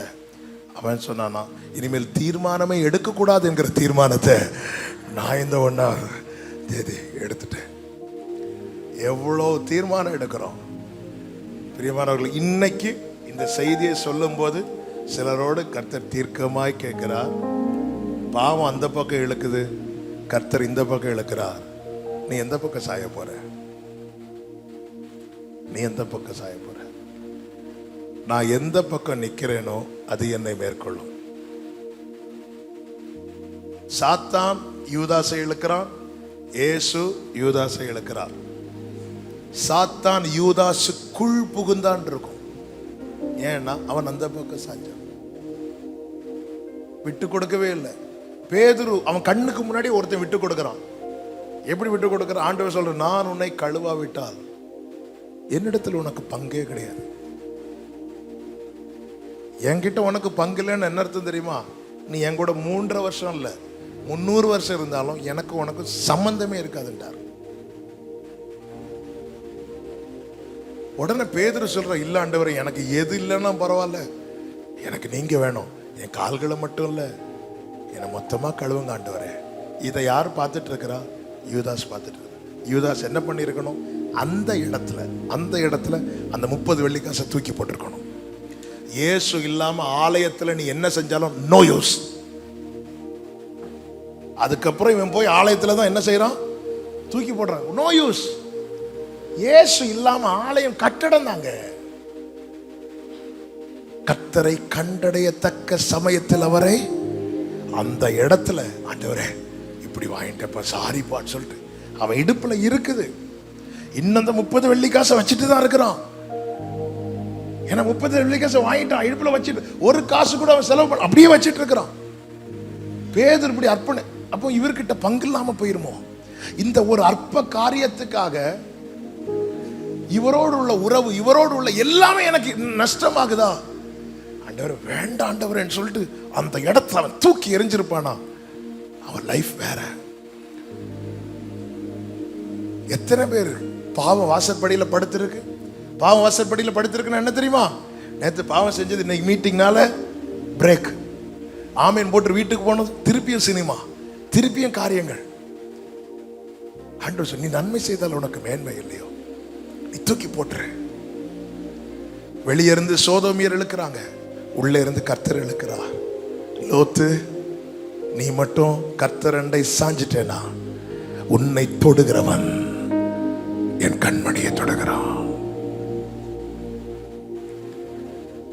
உன்னை தொடுகிறவன். என கேட்கிற அன்பு தம்பி தங்கச்சி, நீ ஆசீர்வதிக்கப்படணுமா வாதிக்கப்படணுமா, நீ எடுக்கிற தீர்மானத்தில் இருக்கிறது. லோத்த மாதிரி ஒன்ஸ் நான் விழுந்துட்டேன் சோதோம்ல, எனக்கு மீட்பு இல்லையா? கர்த்தர் உன் மேல வச்ச இறக்கம், உனக்காக ஏறெடுக்கப்பட்ட ஜெபங்கள், இன்னைக்கு கர்த்தர் வந்து நிற்கிறார் உன்னை தம்மண்டையில இழக்க. உன்னை தம்மண்டையில் நாளைக்கு தெரியாது, நாளைக்கு சோதம் அழிய போகுது தெரியாது, நமக்கு தெரியாது, வாய்ப்பு நம்ம கையில கிடையாது. இந்த வார்த்தையை சொல்லும் போதெல்லாம் எனக்கு நினைவில் வருகிற ஒரு நடந்த சம்பவம். இந்த சம்பவம் ஸ்ரீலங்காவில் ஒரு மகள் இருந்தான், பேர் சொல்ல விரும்பல, வாலிப பிள்ளை, படிச்சு முடிச்சது. அவன் என்ன பண்ண, அந்த வாலிப பிராயத்தில் அதிகமாக ஆண்டவரோடு நல்ல உறவில் இருந்தான். நல்ல உறவு, டெய்லி ஜெபம், பைபிள் ரீடிங், சர்ச்சுன்னா வந்து என்ன செய்யணுமோ செஞ்சிருவான்.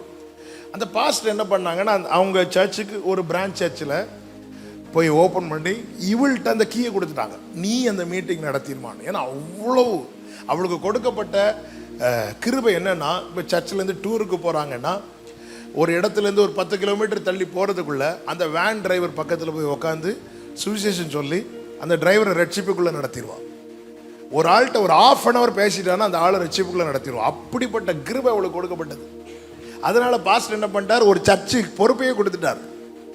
இவள் இப்படி ஒரு சண்டே மீட்டிங் முடிச்சுட்டு வரும்போது அவளுடைய ஃப்ரெண்ட்ஸை வழியில் பார்க்குறாங்க, கூட படித்த பிள்ளைங்க. அப்போ இவ கேட்குறா, இப்படி மாறி மாறி விசாரிக்கும் போது இவ சொல்கிறேன், நான் இப்போ வேலைக்கு நான் ட்ரை பண்ணல, நான் மினிஸ்ட்ரி பார்த்துட்டு இருக்கிறேன்னு சொன்னேன். என் ஃப்ரெண்ட்ஸ் எல்லாம் சிரித்தாங்க. சிரிச்சுக்கும் போது இவ சொல்கிறேன், அதனுடைய மேன்மை உனக்கு தெரியாதுமா, நான் தான் இந்த சர்ச்சை நடத்துகிறேன், நீங்கள் அடுத்த வாரம் வாங்க, ஒரு நாள் வந்து பாருங்கள், நல்லா இருக்குன்னு சொல்லும்போது அந்த ஃப்ரெண்ட்ஸ் ஒரு கண்டிஷன் வைக்கிறாங்க. என்ன கண்டிஷன்னா, நாங்கள் அடுத்த வாரம் வரணும்னா இன்றைக்கி நாங்கள் போகிற இடத்துக்கு நீ வரணும் அப்படின்னு. இவளும் சரி வாரேன்னு சொல்லிட்டு போகிறான்.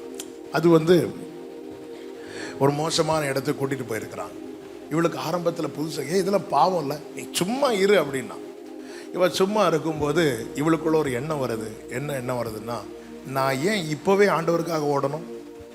என் கூட படிக்கிறவங்க வாழ்க்கையை அனுபவிச்சுட்டு இருக்கிறாங்க, என்ஜாய் பண்ணுறாங்க, டான்ஸ் ஆடிட்டு இருக்கிறாங்க, அவங்களுக்கு இஷ்டப்படி அவங்க தங்களை சந்தோஷப்படுத்தி கொண்டிருக்கிற இதெல்லாம் நான் விட்டுட்டு, எத்தனை பேர் எங்கள் அப்பா அம்மா வயசாகும் போது தானே ரட்சிக்கப்பட்டாங்க, நான் ஏன் இப்போவே சொல்லிட்டு என்ன பண்ணுறா தெரியுமா, ஃப்ரெண்ட்ஸில் சொல்கிறா, நாளைக்கு இங்கே வருவோமான்னு கேட்குறா. அடுத்த நாளாச்சு, அடுத்த சண்டே இவளுக்கு சர்ச்சு போகலை. இவன் என்ன பண்ணுறான்னா, கீயை கொண்டு பாஸ்டர்கிட்ட கொடுக்குறான். பாஸ்டர்கிட்ட கொடுத்து சொல்கிறது ஒரு ஜூலை மந்த் நினைக்கிறேன். பாஸ்டர்கிட்ட கொடுத்துட்டு சொல்கிறா, இந்த டிசம்பர் 31 வர பாஸ்டர் என்னை நீங்கள் எதுவுமே கேட்கக்கூடாது, நான் சர்ச்சுக்கு வரமாட்டேன், அந்த சர்ச்சை நான் நடத்த மாட்டேன். ஜனவரி 1 நான் திருப்பி வருவேன், வரும்போது நீங்கள் அந்த கீ என்கிட்ட கொடுங்க பாஸ்டர். எல்லாருக்கும் ஷாக். என்னன்னு கேட்டால் இவன் சொல்ல மாட்டான். எல்லாரும் பெற்றோர் அழுறாங்க, இவளுக்கு என்னாச்சு, நேற்று வரை நல்லா தானே இருந்தா, சொல்ல மாட்டான். அதுக்கப்புறம் இவளை விசாரித்த போது தான் இவளுடைய வழிகள் ரொம்ப பாவத்துக்கு நேராய் போகிறதை அறிந்து சபையே கண்ணீர் விட்டாங்க. யார் பேசணுமோ எல்லாரும் பேசினாங்க. அவள்கிட்ட போய் வசனம் எல்லாம் பேச முடியாது, ஏன்னா அவளுக்கு தெரிஞ்ச அளவுக்கு வசனம் அந்த சபையில் யாருக்குமே தெரியாது. அவள் ஒன்று சொல்றா, நான் மொத்தமே 6 மாதம் தான் நான் உங்கள்கிட்ட கேட்குறேன், இந்த 6 மாதம் உங்களுக்கு கொடுத்தா என்ன? எல்லாரும் நீங்கள் எப்போ ரட்சிக்கப்பட்டீங்க?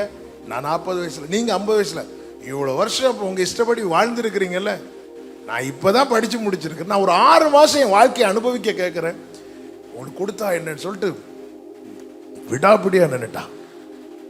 டிசம்பர் லாஸ்ட் சண்டே வரும்போது, அவங்க லாஸ்ட் சண்டே அவங்க சர்ச்சில் எல்லாரும் ஃபேமிலியாக கூடி சாட்சி சொல்கிறது வழக்கம். அப்போ அந்த அம்மா சொல்கிறாங்க, அவளுக்கு ஒரு தங்கச்சி உண்டு, அப்பா அம்மா இவா மொத்தம் 4 பேர். ஏம்மா எல்லாரும் ஃபேமிலியாக சாட்சிக்கு நிற்பாங்க. டிசம்பர் 26 நினைக்கிறேன், எல்லாரும் ஃபேமிலியாக சாட்சி நிற்பாங்க. நீ வந்து சாட்சி டைம் மட்டுமா அது வந்து சாட்சி சொல்லிட்டு போயிரு. அம்மா அடுத்த சண்டே நான் சர்ச்சில் இருப்பேன், இதுவரை பொறுத்துட்டீங்கல்ல, இன்னும் ஒரே ஒரு சண்டே, இதை மட்டும் நீங்கள் விட்டீங்க, நான் நெக்ஸ்ட் சண்டே உங்க கூட சர்ச்சில் இருப்பேம்மா. இந்த ஒரு வாரம் என்கிட்ட கேட்காதீங்க.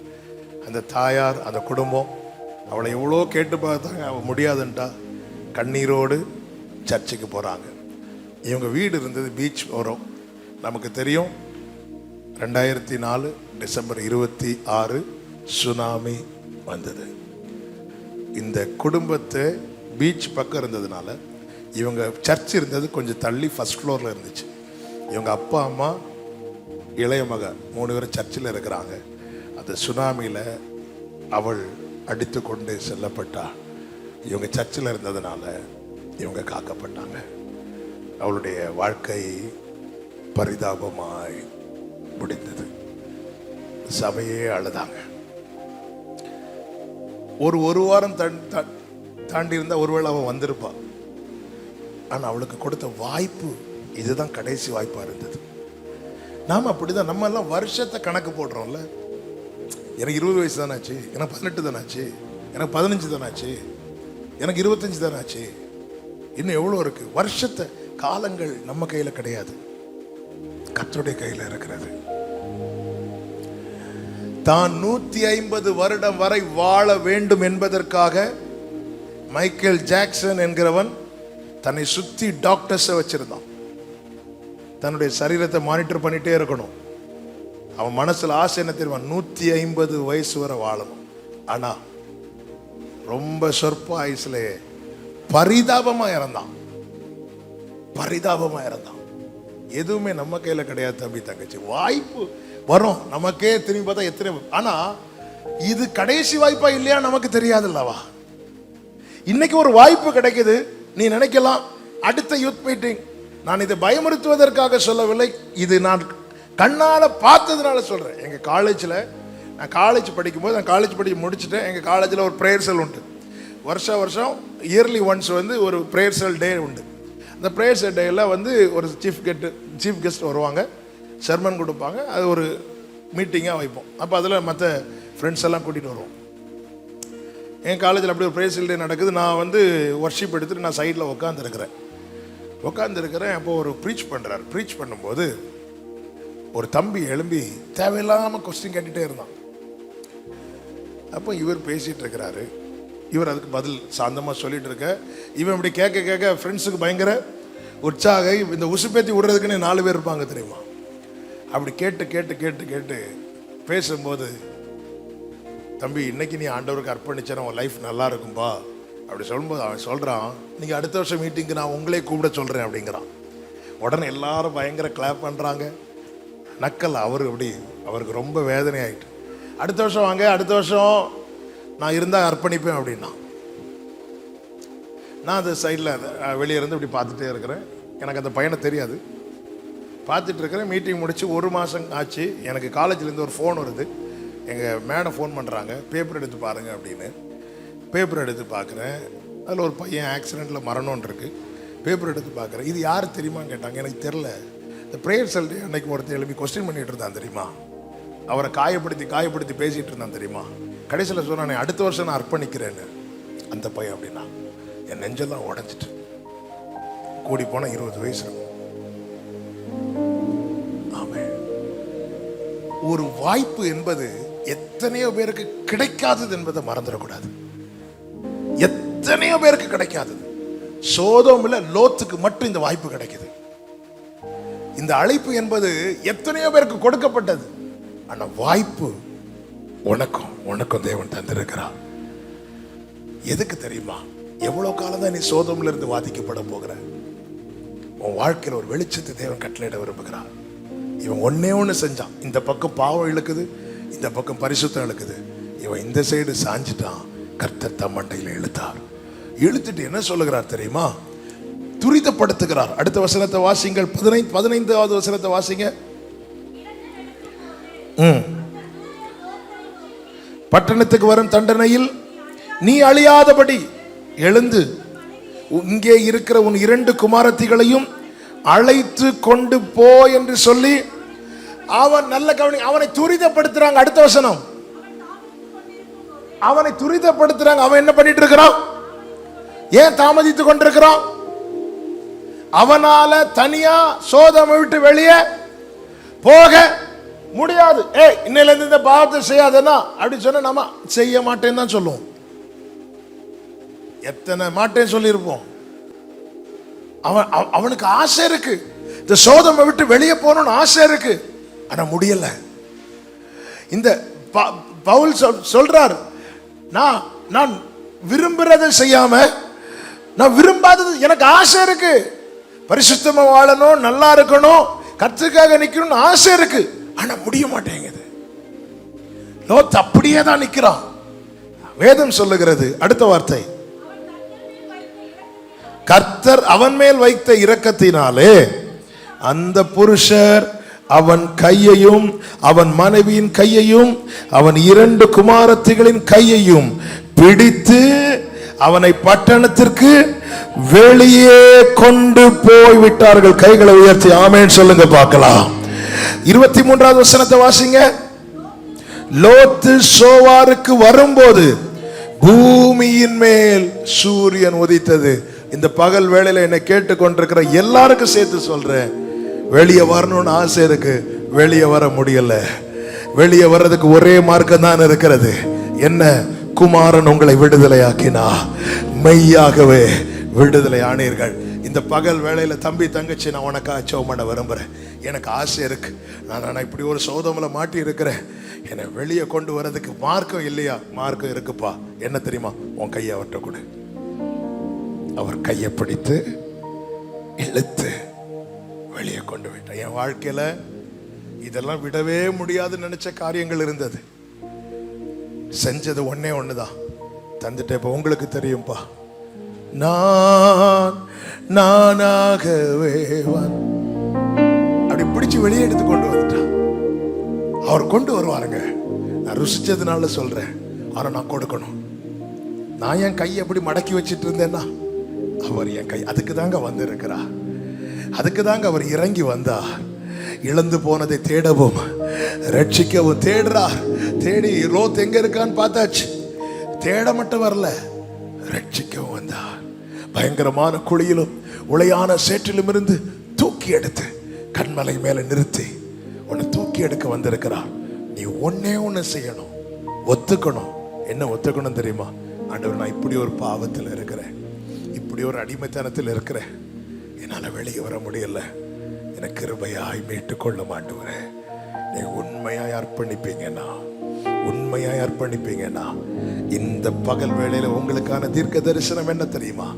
உங்களை அவர் வெளியே கொண்டு வருவார். எப்படி லோத்து வெளியே வந்த போது சூரியன் உதித்ததோ, இன்று உங்களுக்கு அந்த விடுதலை உண்டாகும் போது உங்க மேல நீதியின் சூரியன் உதிக்கும். உங்களுக்கு ஒரு புதிய துவக்கம் உண்டாகும். எல்லாரும் ஜெபம் பண்ணலாமா? எல்லாரும் முழங்காற்படிட்டு நம்ம ஜெபம் பண்ண போகிறோம். ஆமென். இயேசுதேவா அர்ப்பணித்தே என்னையே நான் அர்ப்பணித்தே. இயேசுதேவா அர்ப்பணித்தே என்னையே நான் அர்ப்பணித்தே. ஏற்றுக்கொள்ளும் ஏந்திக் கொள்ளும் என் இதயம் வாசம் செய்யும். ஏற்றுக்கொள்ளும்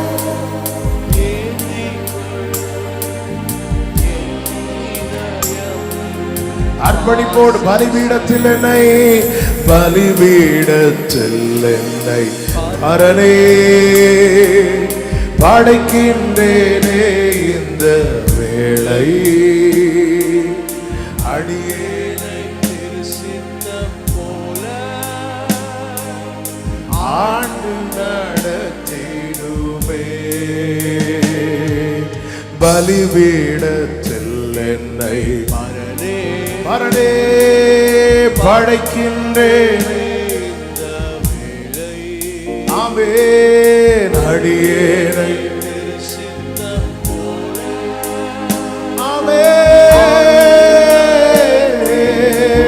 ரெண்டு கைகளை உயர்த்தி சொல்லுங்க. கல்வாரி அன்பினையே கண்டு வினை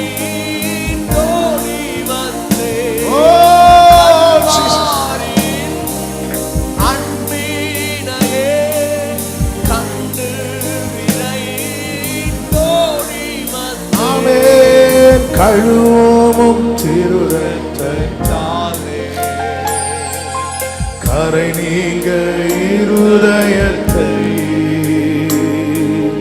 கழுவும் திருரத்தாலே. கரை நீங்க இருதயத்தை. எல்லாரும் கண்களை மூடி, எல்லாரும் கண்களை மூடி. இன்னைக்கு நீங்க எந்த நிலையில இருக்கிறீங்க? ஆண்டவர்கிட்ட ஒத்துக்க முடியுமா உங்களால?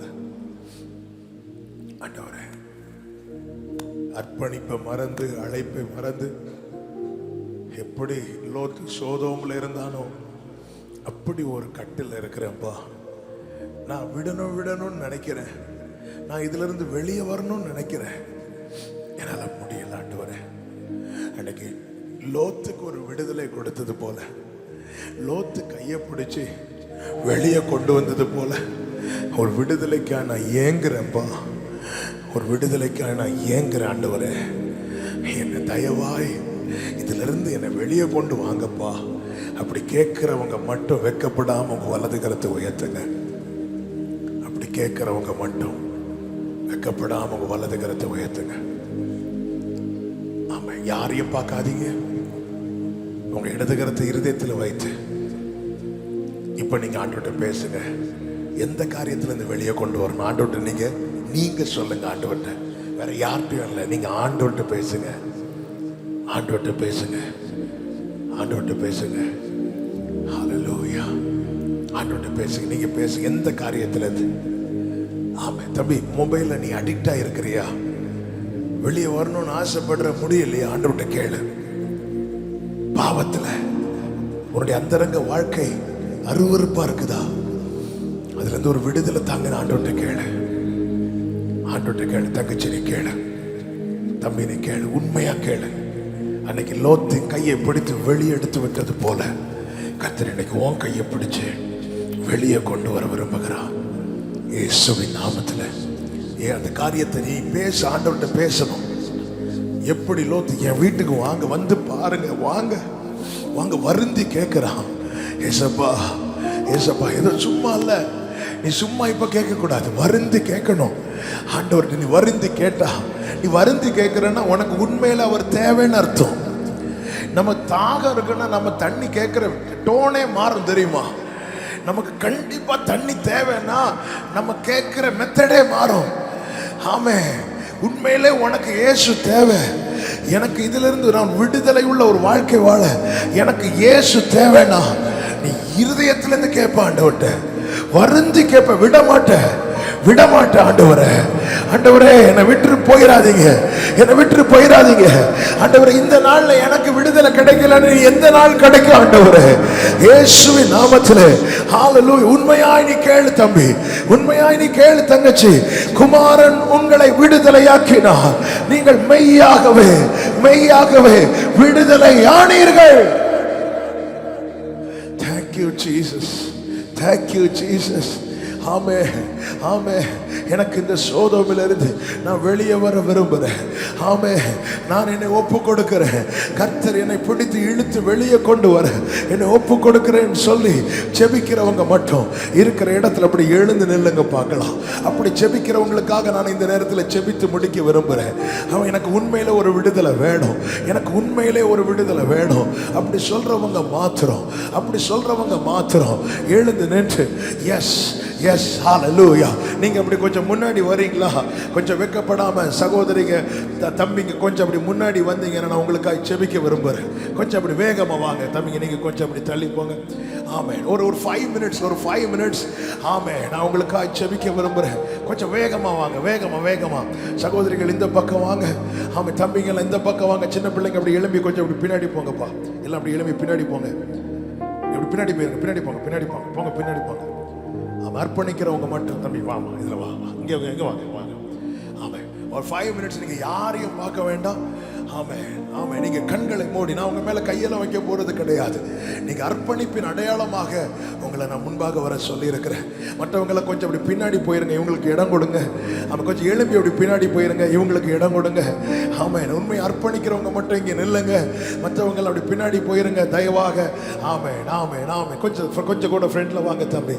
ஆமே, நீங்க அப்படி 2 கைகளை வானத்துக்கு நேராக உயர்த்தி, ஆண்டவரே நீங்க நினைச்சா ஆசீர்வாதம்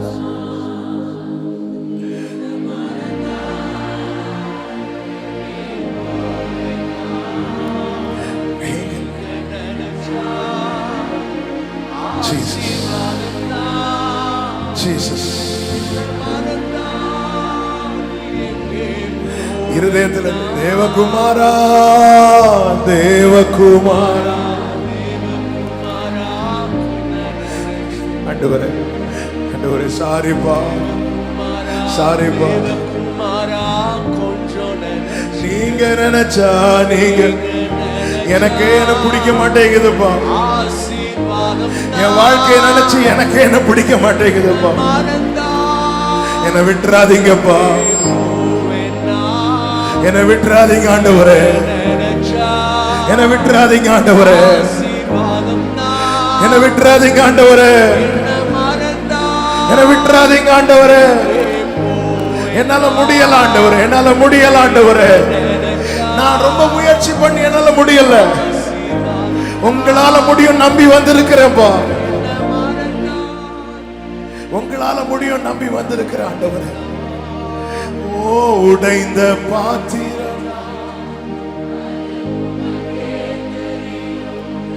தேவன் பயன்படுத்து இது யாருக்கு புரியும் ஆண்டவரே ஆண்டவரே ஏசப்பா ஏசப்பா சொல்லு உதவாத எண்ணில் உதவாத எண்ணில் உதவாத ஒவ்வொருவர் மேலும் விசேஷித்த கிருபை ஒவ்வொருவர் மேலும் விசேஷித்த கிருபை ஆண்டவர் இந்த பிள்ளைங்க அடிமைகளாய் அல்லப்பா போதும் அடிமையாய் வாழ்ந்த வாழ்க்கை போதும்பா அகப்பட்டிருக்கிறாங்க அகப்பட்டிருக்கிறாங்க இயேசுவின் நாமத்தில் விடுதலை விடுதலை விடுதலை விடுதலை விடுதலை ஷாகா மாமா லகா பாபா ஷமா மகரா பாபா ஜீசஸ் ஜீசஸ் ஜீசஸ் அப்படியே கண்களை மூடி அப்படியே உங்க வலது கரத்தை உயர்த்து தங்கச்சி நீ பேசு ஆண்டவர் உன் கூட உன் பக்கத்தில் நிற்கிறார் தம்பி நீ பேசு ஆண்டவரே ஆண்டவரே கையை பிடிச்சுக்கோங்க என் கையை பிடிச்சுக்கோங்க நான் உங்களை பிடிச்சா விட்டுறேன்ப்பா நான் உங்களை பிடிச்சு விட்டுறேன்ப்பா நான் உங்களை எத்தனை யூத் மீட்டிங்ல நானா போய் வந்து உங்க கையை பிடிச்சேன் ஆனா விட்டுட்டேன் நீங்க பிடிச்சா விட மாட்டீங்க மகிமையில கொண்டு போய் சேர்க்கிறது வரைக்கும் நான் உங்களை நம்பி என்ன தரேன்ப்பா உங்களை நம்பி என்ன தரேன்ப்பா நீங்க விட மாட்டீங்க நம்பி என்ன தரேன்ப்பா ஏசப்பா ஏசப்பா ஏசப்பா நீங்க விட மாட்டீங்க நம்பி என்ன தரேன் ராஜா நீங்க விட மாட்டீங்க நம்பி என்ன தரேன் ஆண்டவரே நீங்க விட மாட்டீங்க நம்பி என்ன தரேன் என்னை நான் உமக்கு தருகிறேன் என்னை நான் உமக்கு தருகிறேன் என்னை எப்படி நடத்தணுமோ நடத்துங்கப்பா ஆண்டவரே முதல்ல என்னை இதுல இருந்து வெளியே கொண்டு வாங்கப்பா வெளியே கொண்டு வாங்கப்பா எனக்கு என் வாழ்க்கையை பார்த்து பிடிக்க மாட்டேங்குதுப்பா எவ்வளவு அலங்கோலம் எவ்வளவு அருவருப்பு இது தொடரக்கூடாதுப்பா இது தொடரக்கூடாதுப்பா உங்க வஸ்திரத்தை என் மேல விரிங்கப்பா என்ன கையை பிடிச்சு இழுத்துருங்கப்பா நீங்க நடத்துங்கப்பா நீங்க நடத்துங்கப்பா ஆண்டவரே என்ன நீங்க நடத்துங்க ஆண்டவரே என் கையை நீங்க பிடிச்சு நடத்துங்க ஆண்டவரே ஆமென் எத்தனை பேர் ஒப்பு கொடுக்கறீங்க எத்தனை பேர் ஒப்பு கொடுக்கறீங்க அப்படியே உங்க கைகளை உயர்த்தி ஆண்டவரை பார்த்து சொல்லுங்க ஏசப்பான்னு சொல்லுங்க பார்க்கலாம் சத்தமா ஏசப்பான்னு சொல்லுங்க பார்க்கலாம் என்ன விட்டுறாதீங்கப்பான்னு சொல்லுங்க பார்க்கலாம் என்ன விட்டுறாதீங்கப்பா என்ன விட்டுறாதீங்கப்பா நல்ல தகப்பனே அருமையாய் உங்க சமூகத்துல ஒரு விடுதலைக்காக ஒரு புதிய துவக்கத்துக்காக அர்ப்பணித்து நிற்கிற ஒவ்வொருவரையும் உடைய கரங்களிலே தருகிறேன் ஆண்டவரே சத்துரு எவ்வளவு நெருக்கினாலும் இவர்களை நீர் உம்மண்டை ஆண்டவரே எங்களால எங்க மாம்ச பலவீனத்தினால முடியலப்பா ஆனா உம்மாலே எங்களால சேனைக்குள் பாய முடியும் உம்மாலே மதிலை தாண்ட முடியும் அன்பு தம்பி தங்கச்சி எது எது உனக்கு சாத்தியம் இல்லாது இருந்ததோ இன்று முதல் அதெல்லாம் சாத்தியமாகிறது இன்று முதல் அதெல்லாம் சாத்தியமாகிறது ஓ நீ மேற்கொள்ளுகிறவனாய் மேற்கொள்ளுகிறவனாய் பலமுள்ளவனாய் பலமுள்ளவனாய் மாற்றுகிற அபிஷேகம் மாற்றுகிற வல்லமை இதோ உன்னை தொடுகிறது.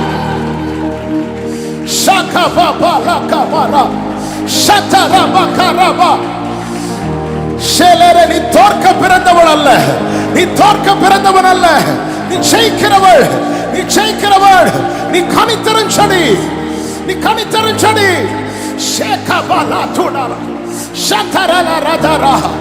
Jesus Jesus Jesus Jesus. கட்சிக்கிற சிங்கத்தை பீறி போடும்படி சிம்சோன் மேல் இறங்கின வல்லமை, சிம்சோன் மேல் இறங்கின வல்லமை உடைய பிள்ளைகள் மேல் இறங்குவதாக.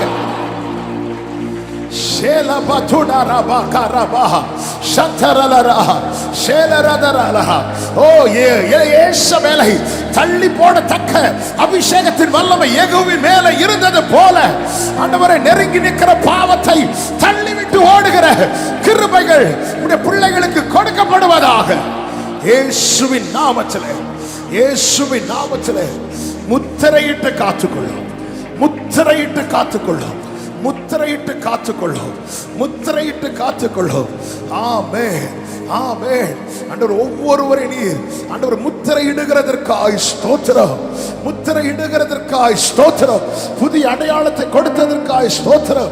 சோவாருக்கு லோத்து வந்தபோது, சோதோமை விட்டு வந்தபோது எப்படி சூரியன் பூமியின் மேல் உதித்ததோ அப்படி இன்று முதல் இவர்கள் மேல நீதியின் சூரியன் உதிப்பதற்காக, இவருடைய வாழ்க்கையில பிரகாசத்தை கட்டளையிட்டிருப்பதற்காக உமக்கு ஸ்தோத்திரம்.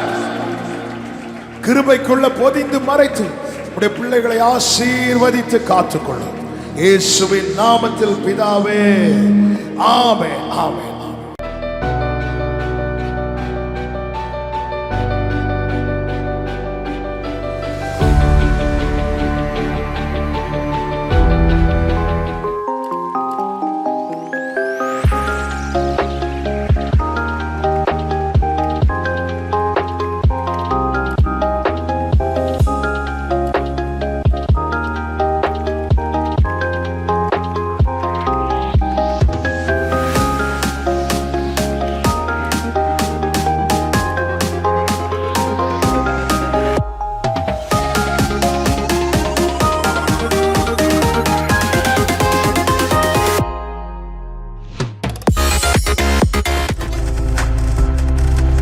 நீங்கள் பார்த்துக் கொண்டிருப்பது உங்கள் ஜாய் டிவி. உங்கள் துக்கம் சந்தோஷமாய் மாறும்.